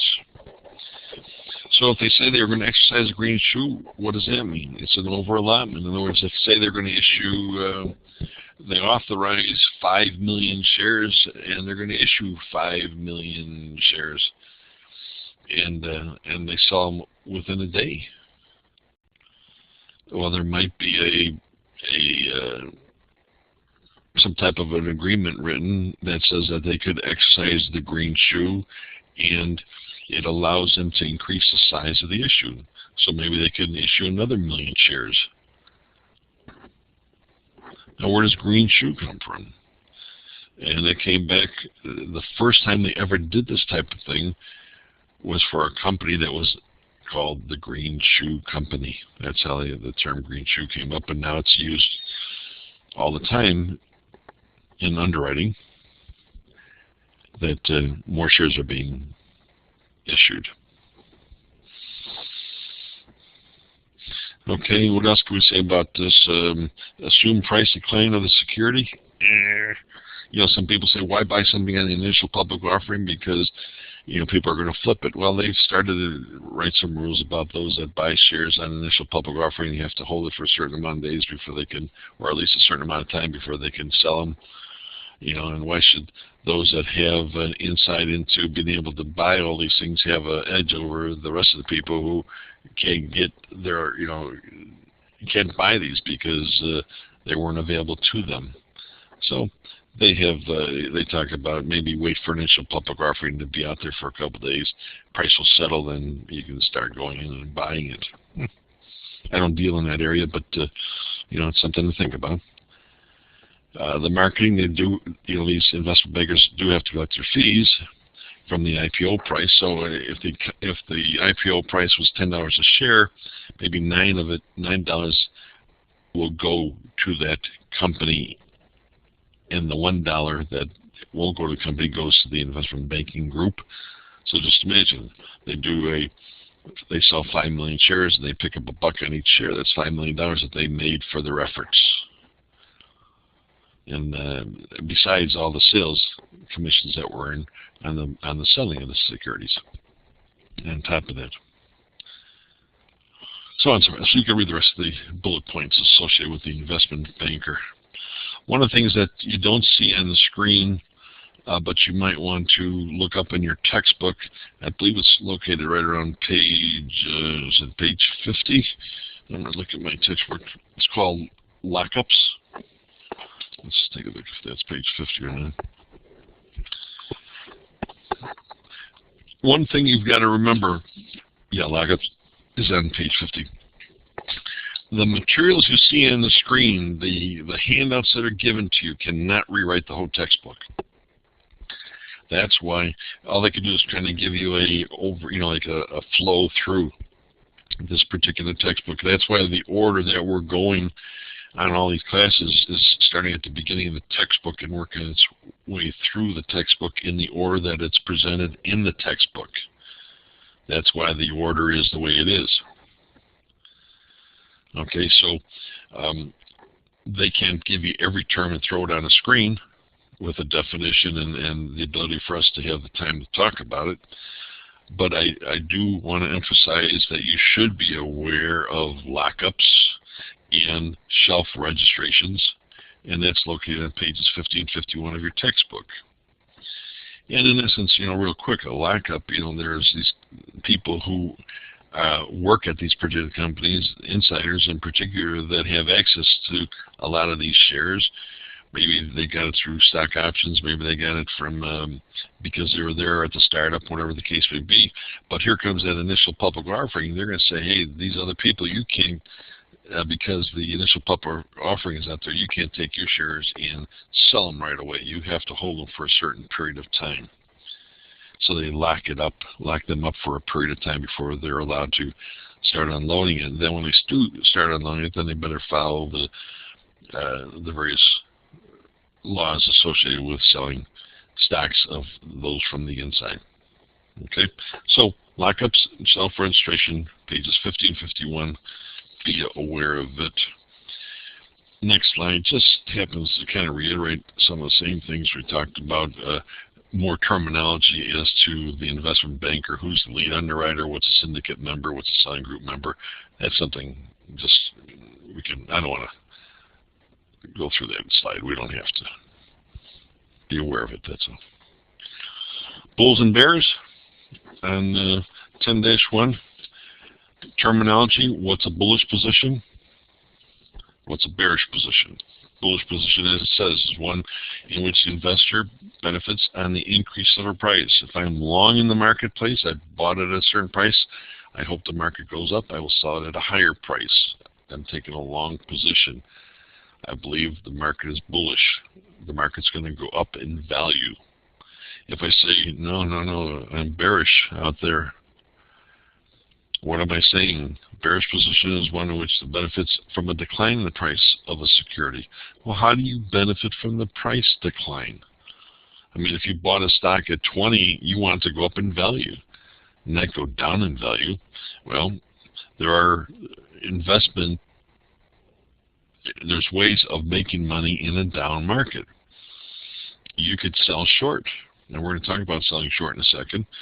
A stock. In other words, you sell a stock you don't own because you think it's overpriced. You hope the price goes down in value. You turn around, buy it back to cover your position, and you made money. How'd you make money? You sold it at a higher price, waited for the stock to come down in price, and then you bought it back, and you covered your call because you covered your position, and you made money on the difference between selling it at a higher price and buying it back at a lower price. Let's talk about that bullish. How do you make money? You buy it at 20 and you sell it at 40. You sell it at a higher price, subtract the lower price you bought it for, you made some money. Well, are there any other techniques for being bearish? Yeah, you can get into the options world and you could buy a put. Eventually, when you get assignment number 9, you'll learn about put options. You have a right to sell a certain stock at a certain price by a certain time. You have a right to sell it for 50. You hope the price goes down, and it goes down to 30. You made 20, not counting commissions and stuff. All right. So, again, today is learning terms: bullish and bearish. All right. It's your primary market. Let's go to the secondary market. Is there such an animal as a secondary market? Sure there is. That's what most of us are aware of. Most of us that are dealing in this area deal in the secondary market. That's where you're buying and selling your stocks out there. Could you ever be in the IPO market? Sure. If you know somebody, if you know how to get into it, you know how to play the game. But you can own stocks, inherit stocks, sell the stocks in the secondary market. Okay, so what should you be concerned about on this particular page, in particular about the secondary market? Well, be familiar with exchanges. We already kind of said, hey, exchange is something that's where your big stocks are play. You know, your stock exchange, Chicago exchange, specialists play in the exchange market. Over the counter, that's the computerized world of selling and buying and selling stocks. And you got market makers, also called dealers. Okay, what are the common functions? Well, we already kind of talked about the common functions in the secondary market of these specialists and market makers is to maintain an orderly market, set the equilibrium price, and just be aware that in the past they used to trade in fractional shares. Now, on January 29th of 2011, they went to a decimal approach to it, which has changed the spreads around and tightened the spreads on a lot of stocks going forward and things of that nature. Okay, so as you can see, sometimes they reiterate some of the information that you learned, a couple of minutes ago. Purchasing and selling securities, what do we got here? Where can you do all this buying and selling of stocks? Well, full service firms, discount service, go to Schwab, go to TD Ameritrade, online trading, whatever the case may be. Be aware that there are usually some costs. Do you want to pay full cost because of the service you're getting and the comfort you get that someone's looking at your portfolio? Are they going to pick up the phone and call you and tell you to sell the stocks? I don't know. Only if you get that arrangement. But if you don't, I don't know of too many brokers that are out there, telling people when to buy and when to sell without getting paid for taking on that responsibility. But the bottom line is that there are commissions that are going to be made, spreads and markups, concessions are made. Again, just more terminology. We've already heard of these terms. Here's your settlement, and here's the actual T+3 right over here, where they talk about settlement in 3 business days. You buy it on Monday, that's your trade date, Tuesday, Wednesday, and it settles on Thursday. If there were no holidays in between, it's T for trade date plus 3 business days for it to settle, for you to have your payment made when you purchase it, or for the money to be sent out to you or invested into or sent to your money market or wherever you get your money coming from on a sale. Last statement down here about street name. If they talk about the street name, that means you bought the stock. You have a brokerage account. You don't take possession of the stock. You don't get the stock certificate sent to you at your home. It's left with the brokerage firm. It's in an account. If it's in an account, it's considered to be under street name. So as you can see, it says street name securities are held by the firm in electronic format as opposed to the physical delivery of certificates. Will they ever stop sending out certificates? I tell you, eventually you're going to see that happen. They're going to eventually stop. They've done that on bonds. They don't send out bond certificates anymore. It's all on the exchanges and in your accounts. Eventually, I'm not sure if they've already done it. I think people still have stock certificates. But can you imagine the amount of trades that go on a given day in the exchanges of these and who's keeping track of all that stuff? That's why you've got all these different companies out there that are trying to keep track of it all. The various types of orders. Do you know what a market order is, a limit order? If not, make sure you read about it and learn something about it, because the market order is in order to buy or sell at the current market price, or this whatever the quote means. It is if I pick up the phone and I call Dan, can you buy me some Coca-Cola stock? And Dan goes, sure. And if I say buy me 100 shares of Coke, and I don't give them a limit order or whatever, that type of stuff, and good to cancel, the trade is made and probably made in 30 seconds or 10 seconds, and the party's over. You get it for a certain price. You're not so if I was your shoes and you don't know much about these types of orders, I would sit back and say, okay, if I have a market order, the order to buy or sell at the best available price, hey, get out there and do it for me. So speed to execute is important. Price, it's not for price-sensitive type orders, meaning I wanted Dan to buy me some Coca-Cola stock as soon as possible. Whatever price comes up, he buys it at that price. So I wanted it to be done. Speed was important. The price is whatever I can get. Whereas on a limit order is when the speed to execute is not that important. More appropriate and more important to me would be a price. So a limit order is for more price-sensitive type orders.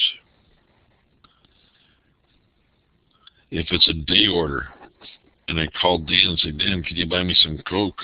And at this particular price, so I give him a certain price it has to hit for him to buy it, and it's a day order. If it doesn't hit that price and the day is ended, the potential trade is over with.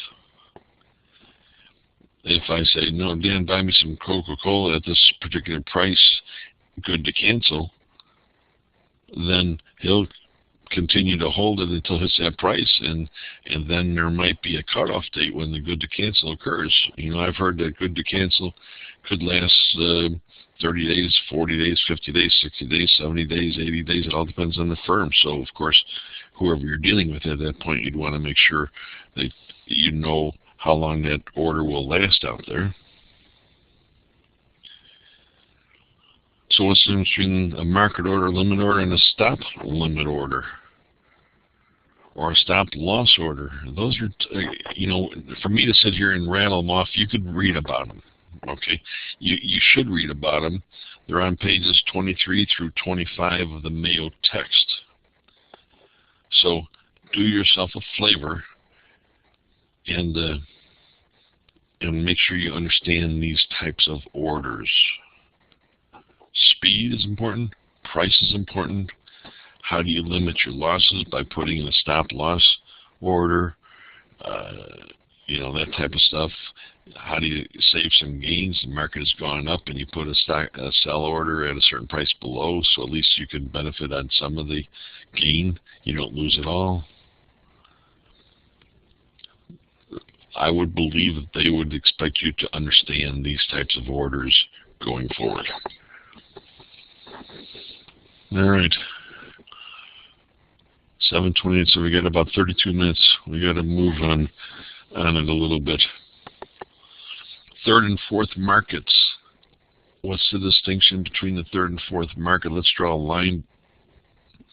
Look at above the line, the third market. These are listed securities on the exchange that are involved in an over-the-counter action. It's usually a block type of a trade. It's a large trade. What is a block order? On stocks, it's 10,000 shares would be considered. 10,000 shares or more would be considered a block trade. Okay. I read today that the market makers are called block positioners. Okay, big deal.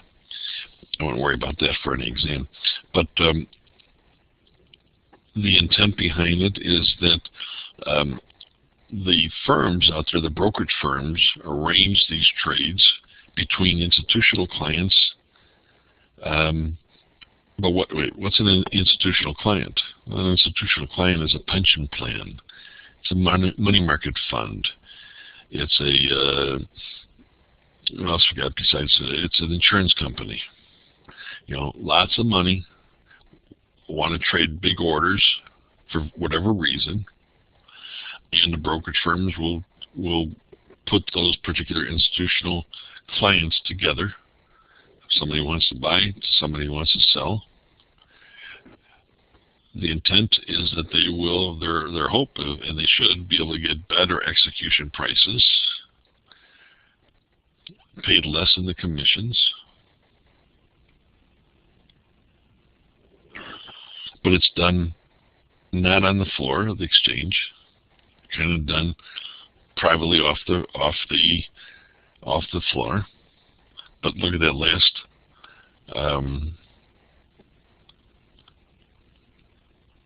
bullet point here. Volume is reported on tape as if the trade occurred on the stock exchange floor. Okay, I don't know how important that is to know that.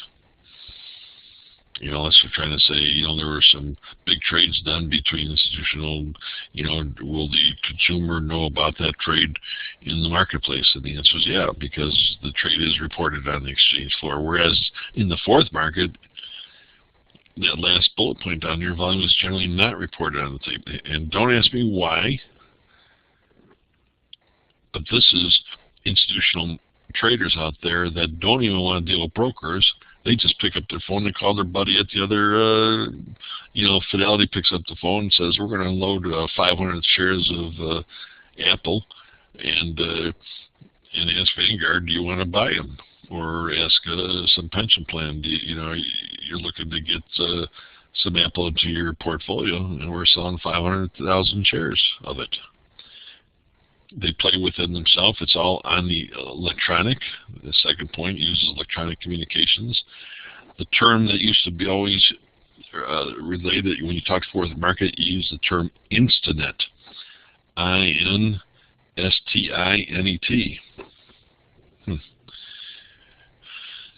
Instinet, or now they're using the term ECN for Electronic Communications Network.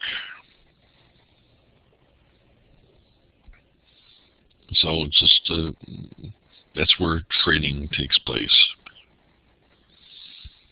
On the fourth market, between the big players, no brokers involved. On the third market, between the big players out there, the big block type trades, brokers are involved. They're the ones that help match it up. Spreads are very tight. Commissions are very low. But, a small commission on a big trade is still probably a pretty decent commission. So go back in your mind. You got the IPO. Learn the particulars about the IPO. Initial public offering, that's your primary market. Who's involved? What are some of the functions of the investment banker? Who gets the money? Go to the secondary market, where most of the players are out there. Most of the people you're going to deal with are in the secondary markets. Understand there's various types of terms associated with trades, the types of trades. Know who's the market makers, in regards to, who's on the exchange versus who's over the counter in regards to their terminology. Know the difference between a bid and ask price, what it means by the spread. Those basics. You're not going to walk out of here able to take your Series 7 exam, because we're not getting any deeper than the basics of some of that terminology. Third market, block trades. Fourth market, off the market, off the floor, and just between institutional buyers. Moving right along. Margin accounts. Get your calculators ready. Let's do this stuff on margin accounts, okay? Why, when someone opens a brokerage account, the broker is going to say, do you want a cash account? Do you want a margin account, which is the ability to borrow some money or to use your securities as collateral, and that you have the ability to borrow some money if you want, to do whatever you want with that particular money at a certain rate. Or you have an option account, or all the above.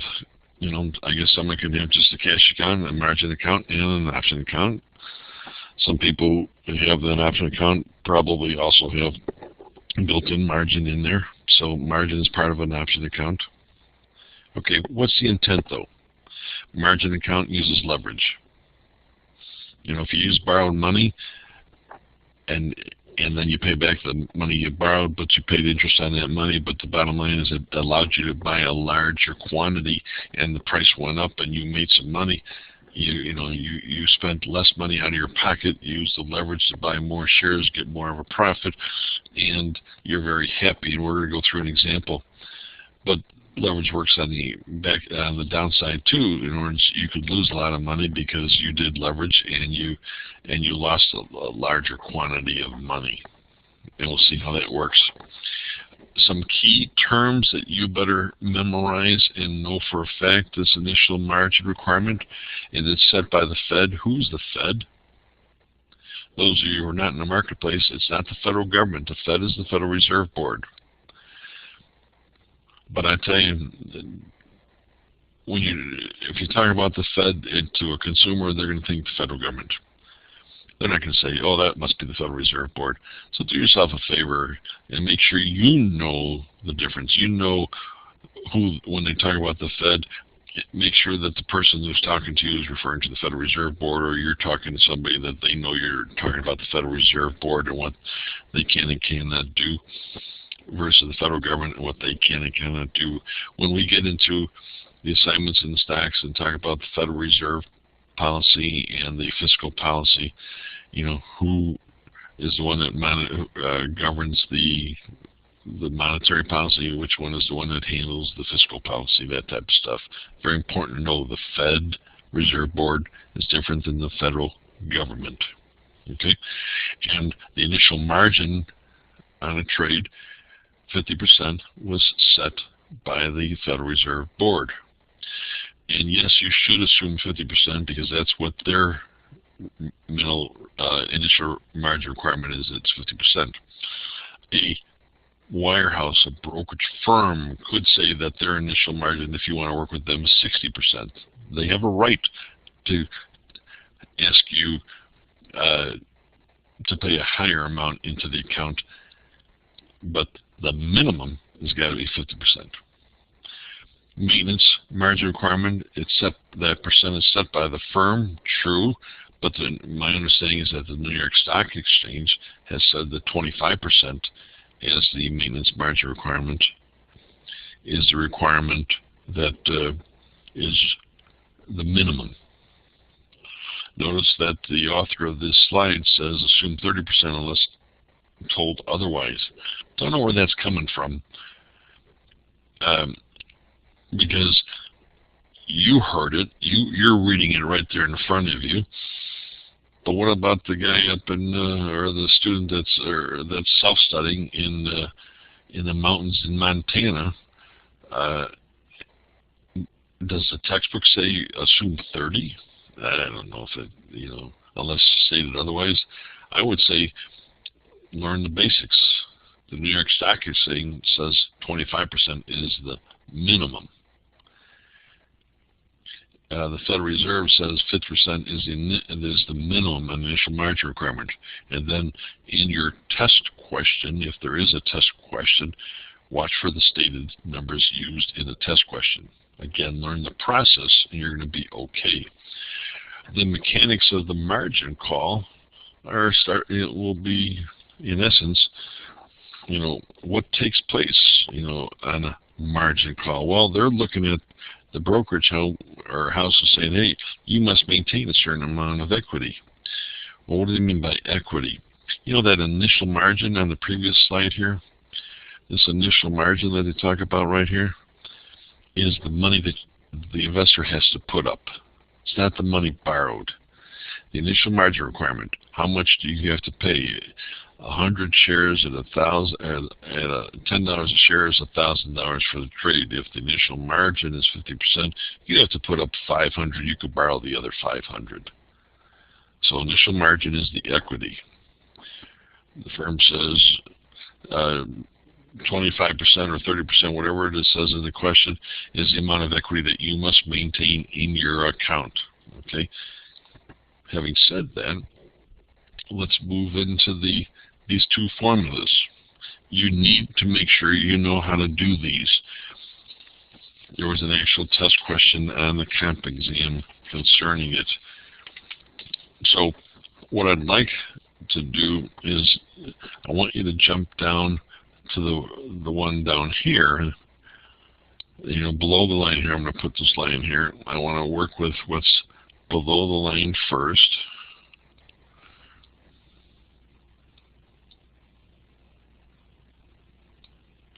On computing how far stock would you have to fall to generate a margin call. Okay? So here's the particulars that I want you to work with. There we go. All right. You're going to buy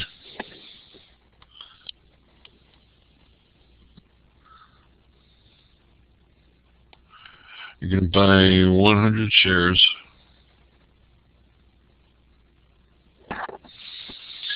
at $50 per share. The initial margin, so I'm going to use IM, is 50%, and the maintenance margin will be 30%. So my first question for you would be, how far, going back to this particular, going back to a particular page. Where's it at now? Margin. This bottom formula here. How far does a stock have to fall to generate a margin call? They say use this particular formula. Take 1 minus the margin. All right, I'll just do that on the page that I was working on. Let's see, what is it at? Come on. Where are you? There you go. All right. You're supposed to say, hey, 1 minus this initial margin maintenance number divided by 1 minus the maintenance margin requirement, whatever that answer is, times the $50 stock price. Okay, so what we're saying, 0.50 divided by 0.67 times $50. And we come up with, when you do this 0.50 times the 0.67, that is the same as saying 0.7143 times the $50.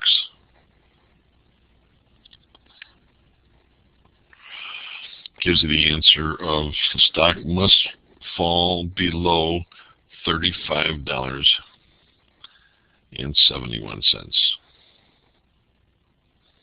If it falls below $35.71, you will get a margin call. Now, in your textbook,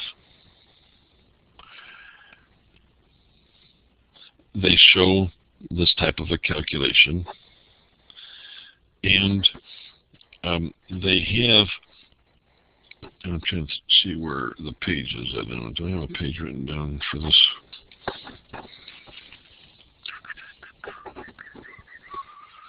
Pages 25 through 29 of your textbook will cover this. Well, the formula they use in the textbook is a little different than this particular formula.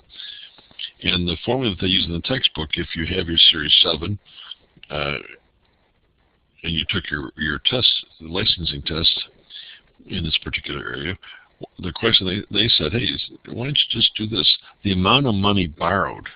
Okay, well, wait a minute. How much was borrowed? If the initial margin is 50%, the value of this whole portfolio being $5,000, the initial margin or the equity is 50%, which is $2,500.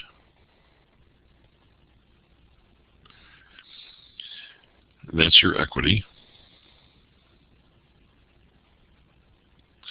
So that means you borrowed. So if you subtract the $2,500 from your $5,000, you borrowed $2,500.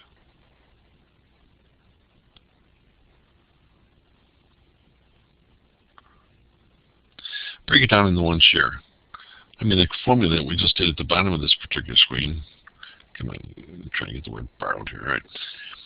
One share. So you borrowed $25 to buy that share. So the formula, another formula you can use is say the amount borrowed, $25, divided by 1 minus the maintenance margin percentage. All right, so they're just saying, hey, take your $25 and divide it by that 0.67. And you're going to come up with that particular price right there. So what are you going to remember? It's up to you, of course, to remember whatever you want to remember. But what I'm trying to say here is the following, that you could try to remember this type of a formula right here, or you could say to yourself, let's see, to get a price that it has to fall below, if I could just remember on one share how much was borrowed. If it's 50% of equity and 50% of it was borrowed, so if out of $50 share, it's 20, so the amount borrowed, AB, how about AB for amount borrowed divided by 1 minus the maintenance margin of 1 minus 33 is 67. Is this easy? I don't know which one's easier. You have to come away with whichever one is easier in your mind. But that's the intent of that particular formula. All right? Let's move right along here to that other formula that they want you to know something about. And it's compute the dollar amount. What's the dollar amount of the margin call? And I'll tell you, based on what I just gave you as information, the stock went down from $50 a share. Okay, it went down from $50 down to $30 a share. Or if it's at $30 a share, it says, what's the total value in dollars? What do they mean by total value in dollars? What is the total current value in dollars in that portfolio? Well, we know that if it's $30 a share, and you had 100 shares, you have $3,000 in there. And it says, and what's your loan amount? Okay, we know that the loan amount was, come in, Tim. The loan amount was $2,500. And what's the account value? Again, the total account value of your portfolio. Well, it's $3,000 because you had 100 shares times $30 a share. So you got 3,000 minus 2,500 gives you $500. Divided by your $3,000. And you come up with a percentage of 16.67%.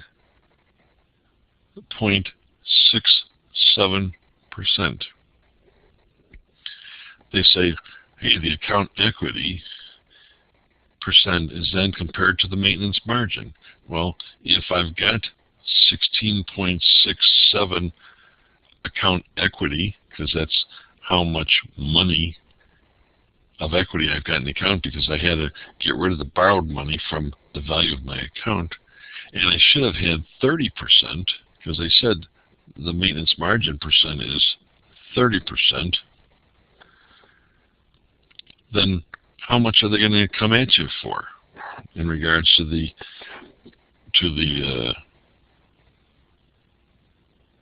margin call dollar amount? So now you have to say to yourself, well, what am I supposed to be thinking at this point? I'm going to show you an easy way, but I want to get through the way they're trying to show it to here. They're saying, wait, let's see. I have 30. I need 30. I got 16.7. That means I am short 13.3. No, let's see, 13.33%.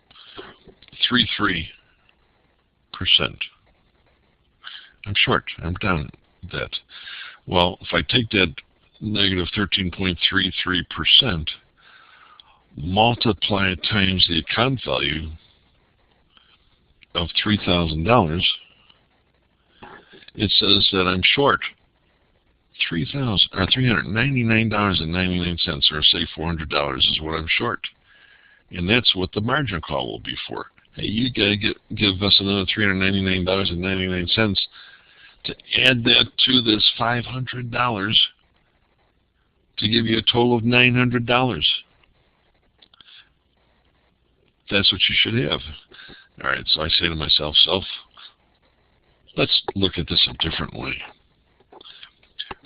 Here's the key on this margin stuff. They say that you must have a 30%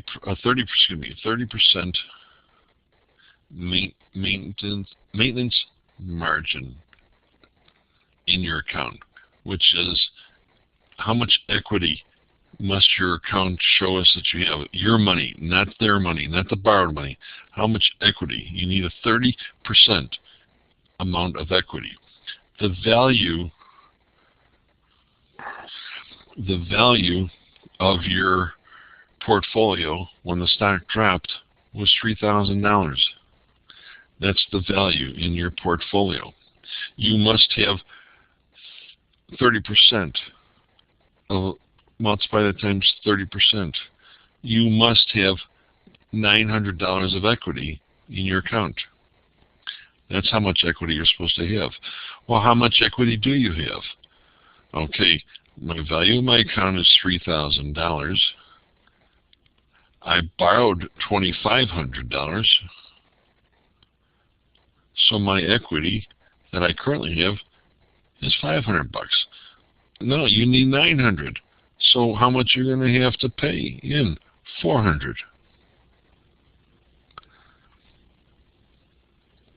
To me, that's a lot easier thinking than using this particular formula right here. I want to clear this page off here for a second.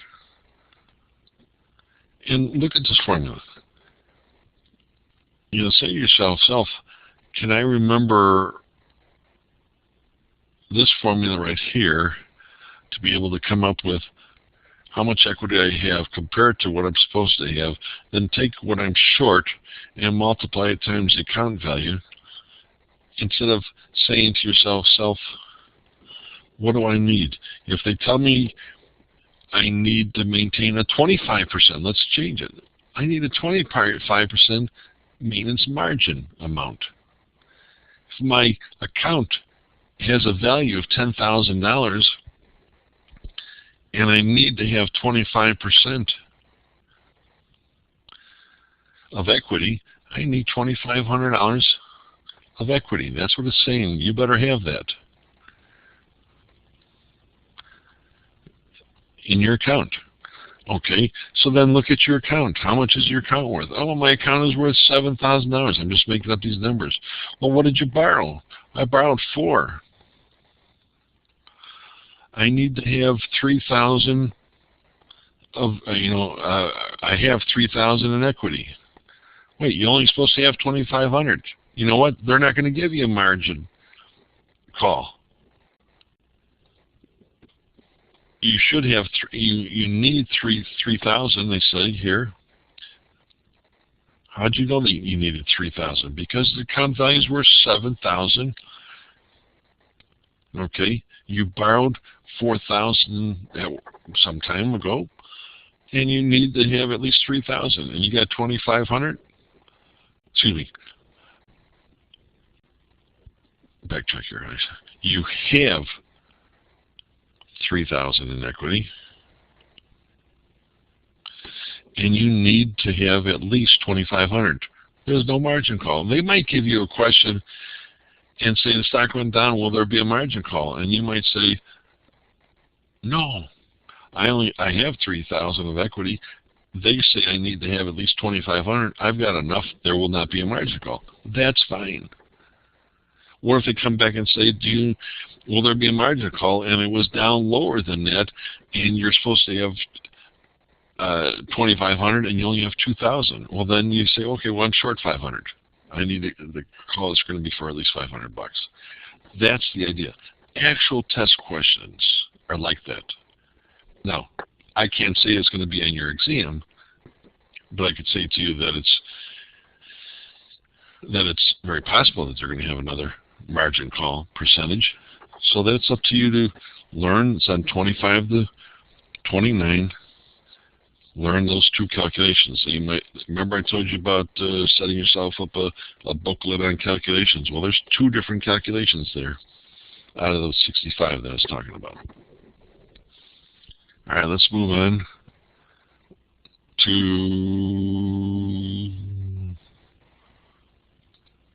short sale.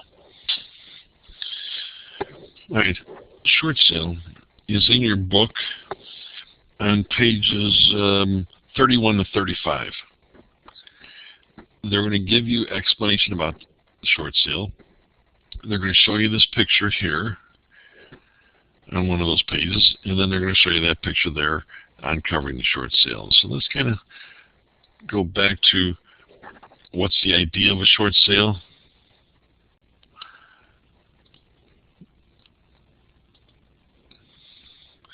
Okay, the idea of the short sale is right here.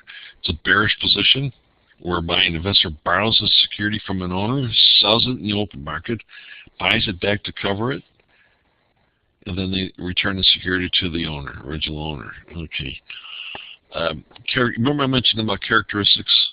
That you should know some characteristics about these various types of investments. Okay, well that's also true about maybe an investment strategy, because this is a short sale is a strategy. Okay, and things like a short sale can be executed in a margin account. You need to have a margin account. Okay. Okay, how do you make money? Market goes down. Could they ever call you on a margin call? Yeah, if the market went back up, you want it to go down and it goes the other way. You had to originally put up some collateral. You had to put up some money out of your pocket before this trade could take place, and I'll show you that on the diagram. They can say, hey, you're running out of money. We need some more. Okay. It's frequently used by hedge funds, but this type of short sales, you know, I think they're just not allowing hedge funds to go in there and do what they call naked short selling, because what's the difference between naked short selling and regular short selling? And naked short selling was that you really didn't have access to the stock to, to be able to, if you sold something short, you're supposed to be able to provide to the buyer a stock certificate, in theory. Well, naked short selling was that they were doing the trades, not showing any type of ability to provide that stock certificate, and hoping for a quick movement to occur, and then they get out. They said, well, we can't let that happen, so they kind of banned that. They also got rid of the uptick rule. That no longer applies. And then, again, you should know some other things. What does a short squeeze mean? And we'll talk about that in a second. So I know it's 1 minute to 8. To give me another minute or two on this here. Establishing a short sale. Here's your situation. You've got to make sure you understand it, because it's very possible for this type of a question to come on an exam, because it is being used out there. Okay, more from institutional money than the normal investor, but they still want you to know about it because of the impact it can have on it. Okay, so you are over here on the right-hand side, and you say, hey, I want to short that particular stock. So this example that's in the book, let's say it's 100 shares of stock at $50 a share, and it costs, so it's like $5,000 to sell that stock. Okay, the broker is going to say to you, the broker up here is saying to you, the one who, they're saying, hey, we want $3,000 in collateral. That's your initial margin requirement. You put up $3,000, so that $3,000 goes into your brokerage account with the broker. Okay, so let's go ahead and put that $3,000 in the account.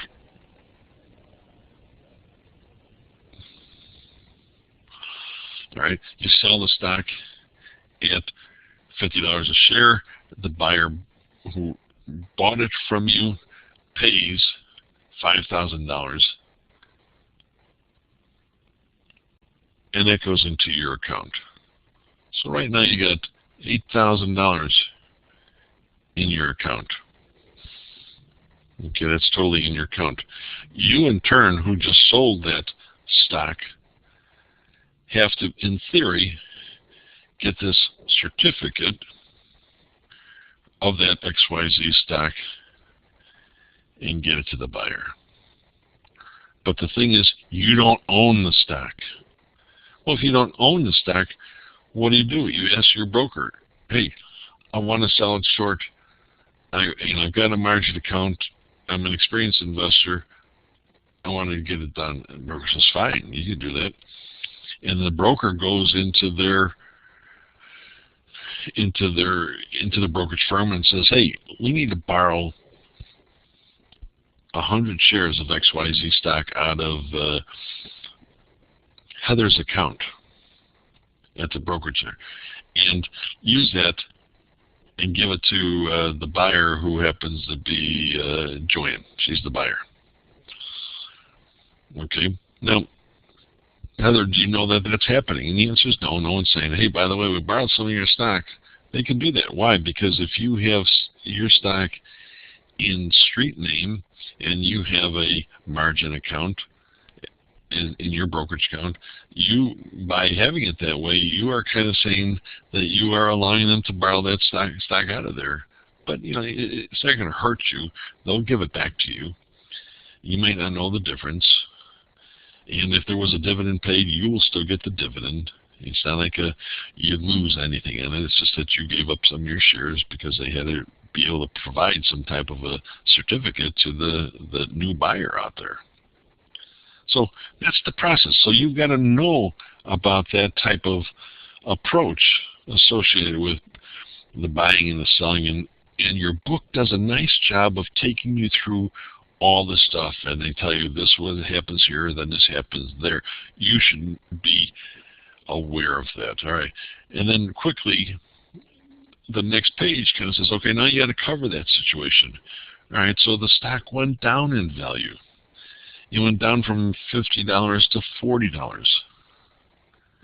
Okay, so here you are down here in the bottom right,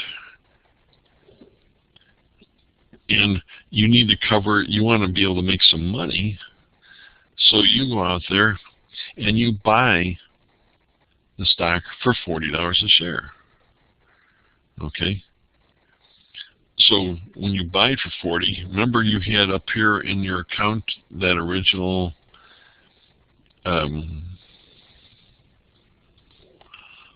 let's see, we had 3,000, and you had your 5,000,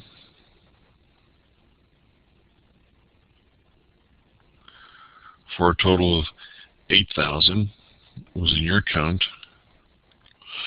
You had to go in there and you had to buy, short seller who buys the shares to cover their short position, you had to go out in there and buy it. All right, so you had to spend $4,000.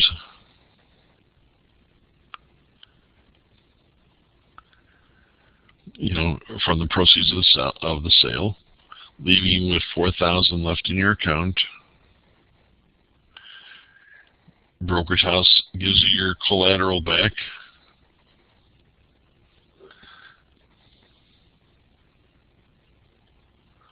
Leaving you with a $1,000 profit, which it shows right there. And then there's the exchange of that certificate going back and forth that took place. All right, so your job is to know the idea. Why would someone do a short sale? Know some of the characteristics about the short sale. Know how the flow works. Make sure you read about it on pages 31 to 35, and you're going to get a pretty good handle on it going forward. Okay? All right. I'm going to stop right here. All right. It's 8:05. And we'll deal on and discuss, and this is the end of it all in regards to all these things and the regulations. This will only take us about 10 minutes or so, 10, 15 minutes at the most, and we'll do that at the beginning of class on Wednesday. And then we'll start in on packet number 2. And on packet number 2, there's time value of money and the efficient market, and what else was there in assignment number 2? and taxation and all that. Because many of you had just completed the the insurance course, you are aware of time value of money and you've got a handle on it.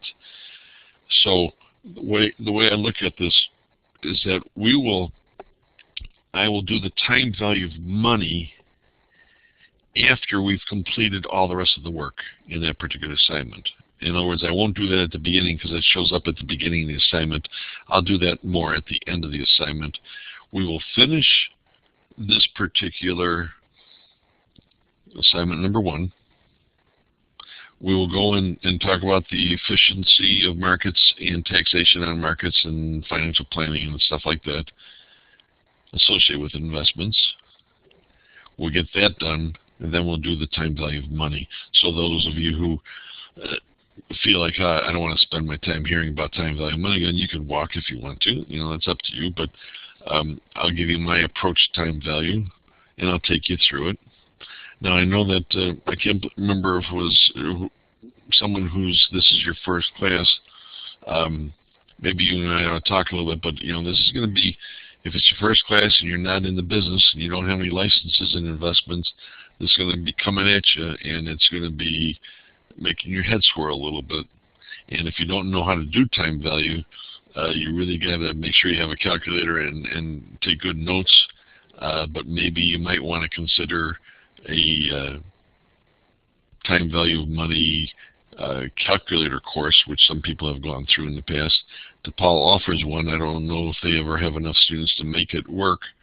I teach the calculator course for some students, or for many students, for many years, but recently they haven't had enough students to make it go up out in the Naperville area. A lot of times they will have a calculator course in the loop because there's more students in the loop. So you might want to check that out if you think you need to have that practice. But I'll give you the basics. I'll give you the rules to follow. I believe it's not difficult. Just follow the rules, and you should be able to answer any time value of money question after you're done with the class. Okay? I'm opening the door for any type of questions. Anybody have any questions before I let you guys go? It's 8:08, a little bit after ending time. Any thoughts? Did I put you to sleep? I know that I was rambling, but I'll tell you that when we start getting into the crunch time and doing calculations, I won't be rambling as much as kind of trying to illustrate and work with you on doing some calculations. But I wish we were looking at each other face to face and you could be asking questions. And I know it's been quiet from your side. Does anybody have any questions right now? If so, why don't you click on the talk and ask some questions.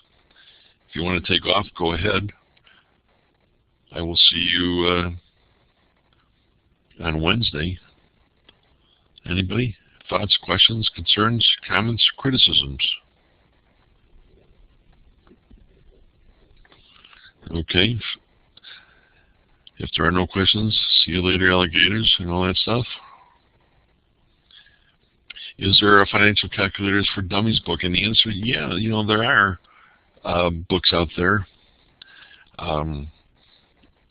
Some of these firms, and you know what you could do on that question, Joanne, is give Dorothy a call.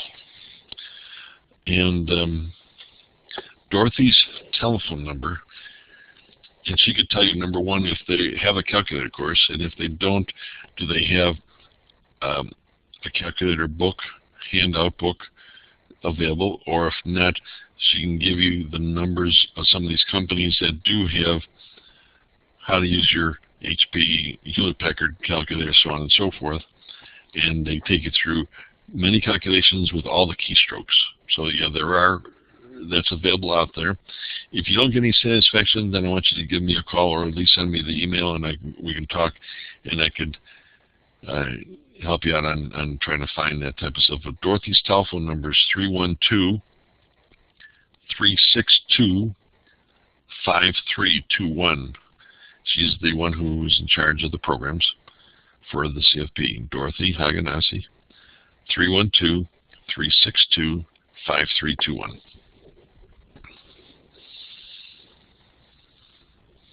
All right. Anybody else? You're welcome. Anybody else? Any other questions?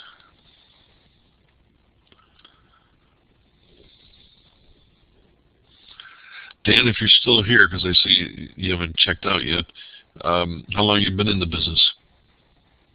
33 years.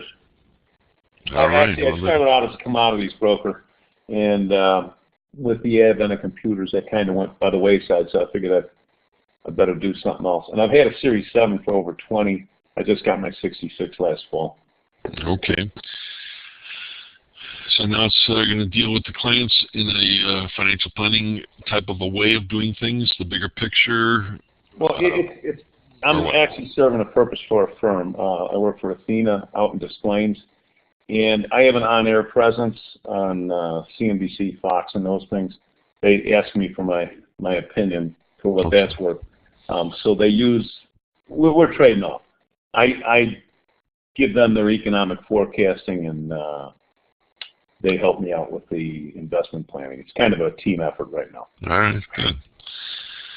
All right, well then, please, when we get into certain things that are probably you're much more learned on it, feel free to offer your thoughts and comments on anything. Yeah, I will. I appreciate that. Tonight, it was a lot of basic stuff, and didn't feel there was a whole lot there. One thing I did want to point out, when you were doing the margin things, I don't know if you saw the question. I don't know if you confused anybody on it, but I thought you were saying the maintenance margin was 30%, but you were calculating it at 33. Oh, was I? Okay. Hope I didn't. If you want to, I don't know if you need to point it out to people that might not be aware of that, because it might have thrown them off, because the numbers would be a little different. Mm-hmm. All right, good point. Yeah, when I was trying to throw back and forth on, is that the one where it was like the 13.33 or something? Let's see, it was a $50 stock, went down to 30. Right. And which you did the maintenance at 30% on your initial presentation or initial explanation of it. But then when you were calculating it, right there, you were calculating it as 1 minus a half, 1 minus 0.33. Oh, I see. Yeah. Okay. So that's going to call people off on the numbers. Call people up. Okay. Yeah, that should have been. I put the question down, and I didn't know if I should jump in and say it. I probably should have. No, when you see that, yeah, please do. But I will make sure that I bring it back up on Wednesday. Thank you. Hey, one other general question I had. If I miss one of these sessions, I see this is being recorded. I'm assuming I can access this? Yes. Oh, good. Because in June there's going to be a week and I'm not going to be here, so I'll just pick those up when I need them.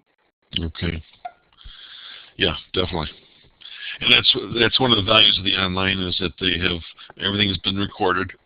Yeah. And it's available to you to sit back and look at it 24 hours a day, 7 days a week.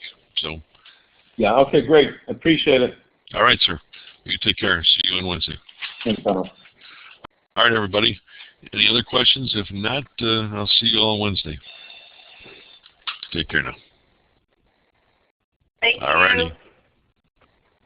Bye-bye now.